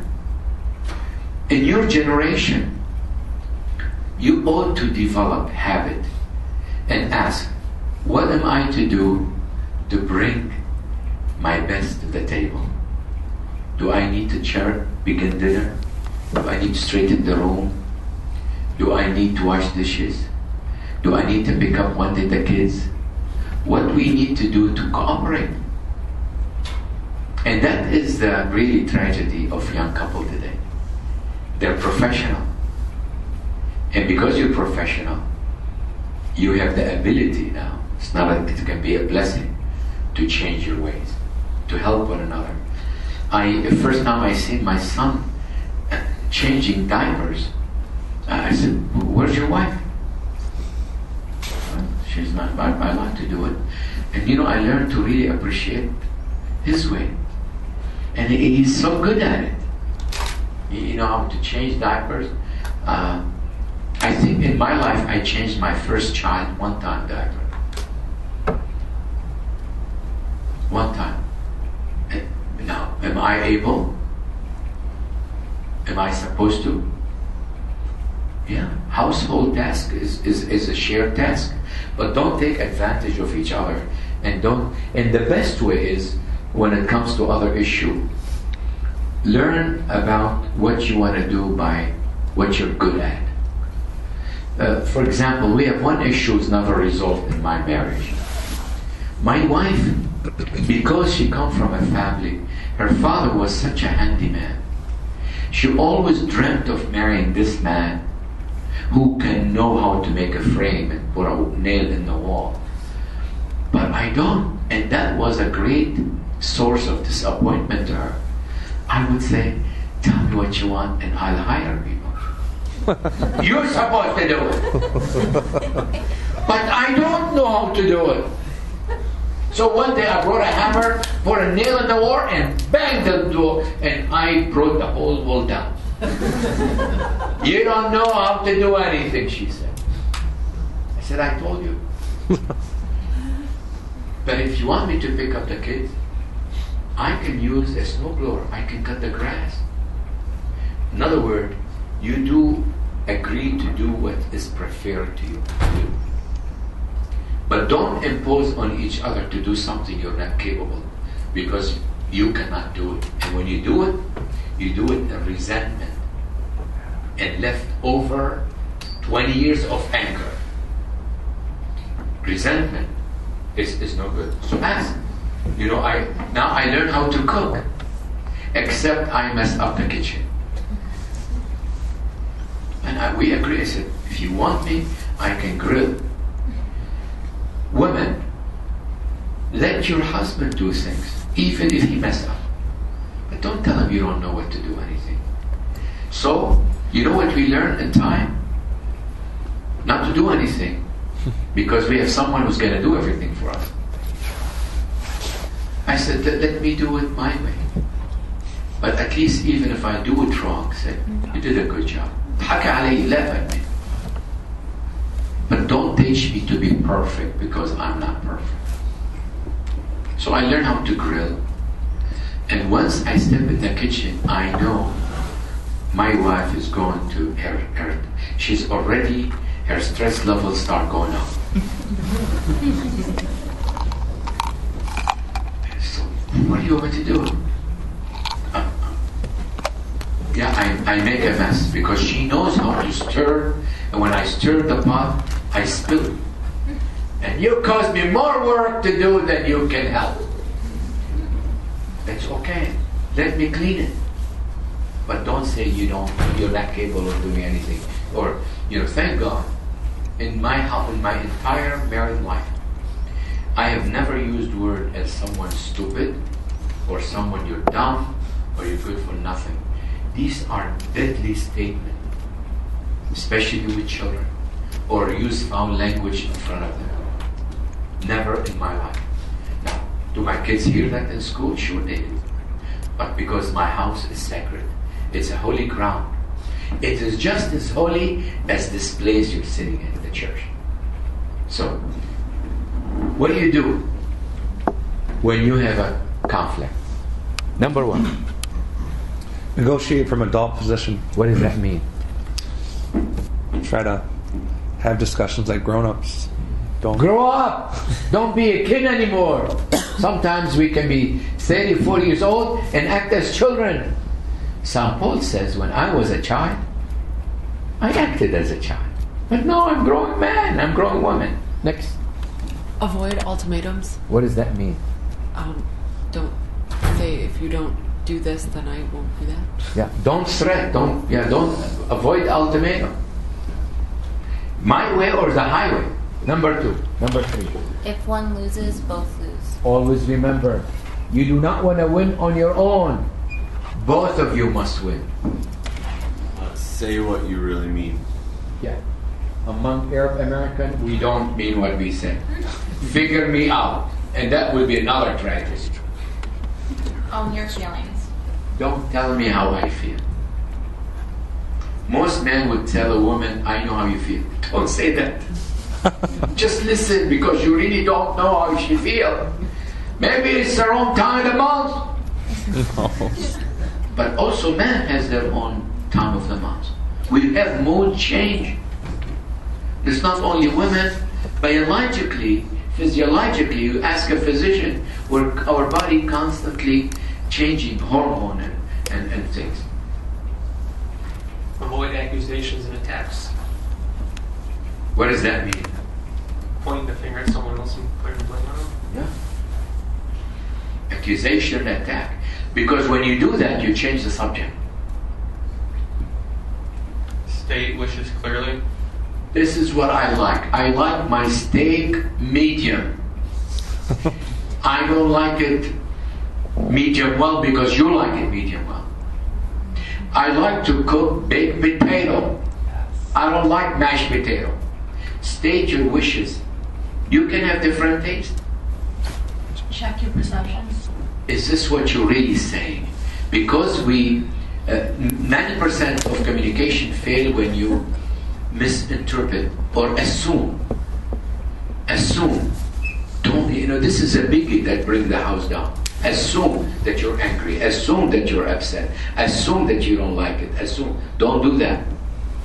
Never use sex to settle disagreement. Who do you think used it? Men. But also women. Now, it serves two purposes. It brings the level of tension down, but after 6 seconds of having a love encounter, guess what's waiting in front of your door? The dragon, the issue, the problem. So sex does not solve a problem. Repeat the message you think you received. Did I hear you saying this? Refuse to fight dirty. What does that mean? Don't hash up old stuff. And fighting dirty there is expression hitting below the belt. What's our belt? Below our belt is our more sacred part. But in reality, it's our reproductive system that's going to generate life. Fighting dirty, it means you don't count. I don't value you. Fighting dirty, it means you're being dishonest. Fighting dirty, it means I am out to belittle you, make you smaller than you are. How much a marriage can stand with that? That you're not even good for nothing.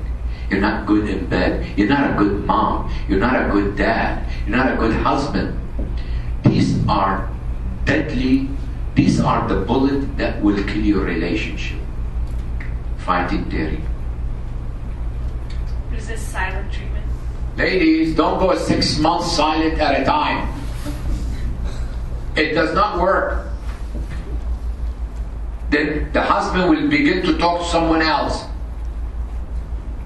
Silent treatment doesn't solve the problem. Focus on the issue. What we're fighting. Focus on the issue. Not family, right? Not taste. Fight on the issue. Don't say that because you're answering me, well, it's always my fault. I'm not saying it's your fault. I'm only stating that there is another way. Call time out. That's what they do in sport. I mean, have you seen these football players? They look like a gladiator, gigantic people. Or basketball, and whom they respond to a little shorty midget referee who call what? Why do you need to call time out? Because some of us, our energy is so high, we need to fight. And we, in that pursuit, we can tumble on each other. It's called, you are emotionally hijacked. When you're emotionally hijacked, you lost logic. You lost the ability to solve any problem. So take time out. Say, honey, since we cannot resolve this issue, can we talk about it later? Women tend to say, no. But you shut down your husband, he's not able, or vice versa. So take time out and say, tomorrow morning, I learned in my own life, I live under, nobody come to me in good news. I mean, my life is like a doctor in an emergency room. So I learned to, in order for me to connect emotionally and physically and on all levels, I learned to have that first cup of coffee before I leave home with my wife. And that is to talk about not my work, talk about each other. Just 10 minutes. And even if I have to wake up at 6 o'clock in the morning, wake her up. At least we need to talk. And especially now with the young career people, you need to find the time to connect on all levels. If you don't, you will grow apart. Use humor. Yeah, laugh about it. We all make stupid things, right? We all make funny things. You laugh about it. Laugh about your quirky way.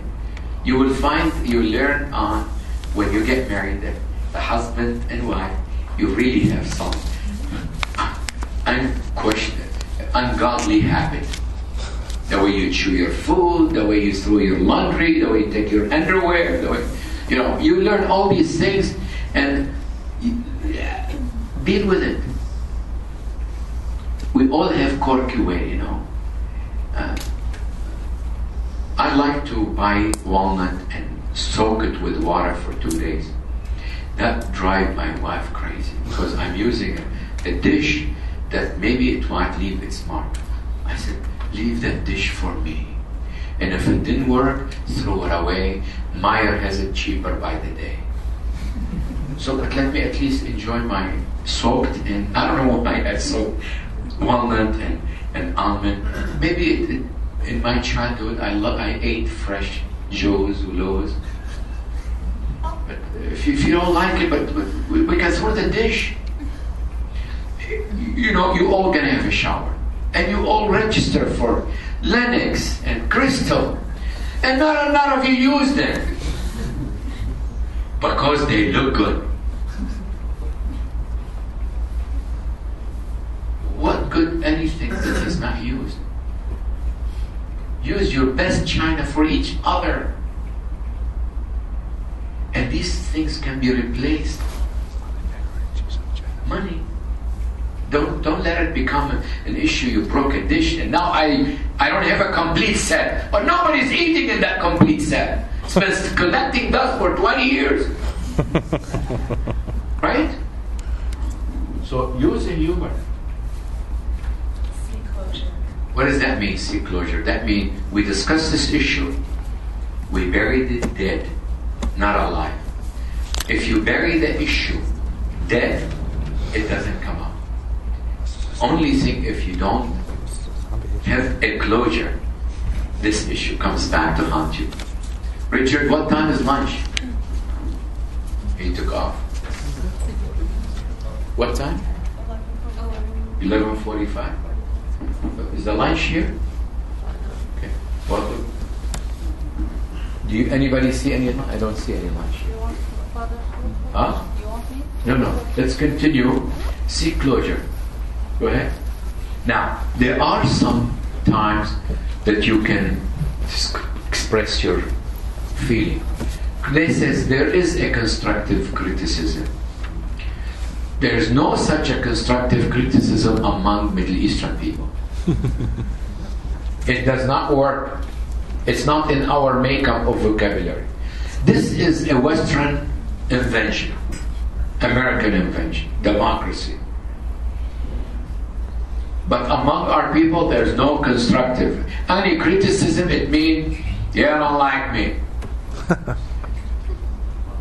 Okay, wonderful. Can you open the door for them? Okay, they're going through the kitchen. Okay.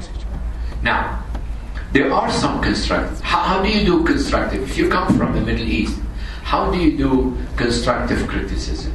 Well, you can focus not on your wife, not on your husband. Focus on the now and the present. And share positive and negative feeling. And then at the end, say it's my fault. Accept mutual fault. Even when you're innocent. Even when it's not your fault, it's your fault in marriage because you're guilty by association. Right? You're married. So if your spouse is not happy, she's not going to make you happy. If your husband is not happy, he's not going to make you happy. So accept mutual blame. And also look for similarity. The worst thing you do, and maybe you should, is this in your note or it's not? Maybe the worst thing you do, write this down. Thank you, George. God bless you. This is from Charlie's Deli. I know some of you have cousins here. And they're the best sandwich maker in town. God bless you. Write the following down. How can become a discussion become a World War IV? You always bring the old issue. Women tend to remember date, event, time of the day, date, and if it was sunny or snowing 30 years later. God has embodied women with a high definition replay, with color, detail, only sad event, and they forget the good time. They forget the good time. So if you bring up the old issue, you only express negative issue, and you focus on my mother, my father, my brother and sister, instead of focusing on the issue. As I said, the great things about our society, our church, is that we're family oriented. But the closer you are to people, write this down, the closer you are to your family, the closer you are to your spouse, the more conflict you breed. The more conflict. And is this irony and it's in contradiction? You want to be close, but if you don't manage your closeness, it is a source of tragedy. So intimacy, when you are close to each other, you have more issue, you know more about each other. If it's neighbor, you don't know, right? So since we are a family-oriented people, and many cultures have this, we know more about each other. So we have more issue to discuss. Don't bring it home. Another negative attitude, you emphasize differences, because if you can communicate healthy, and you have mutual respect and regard, and you know how to solve a problem, and money is not the issue, and you respect one another, constructive criticism, it then, and only then, lead to what? To growth. And love must grow. It has to go from one level to another.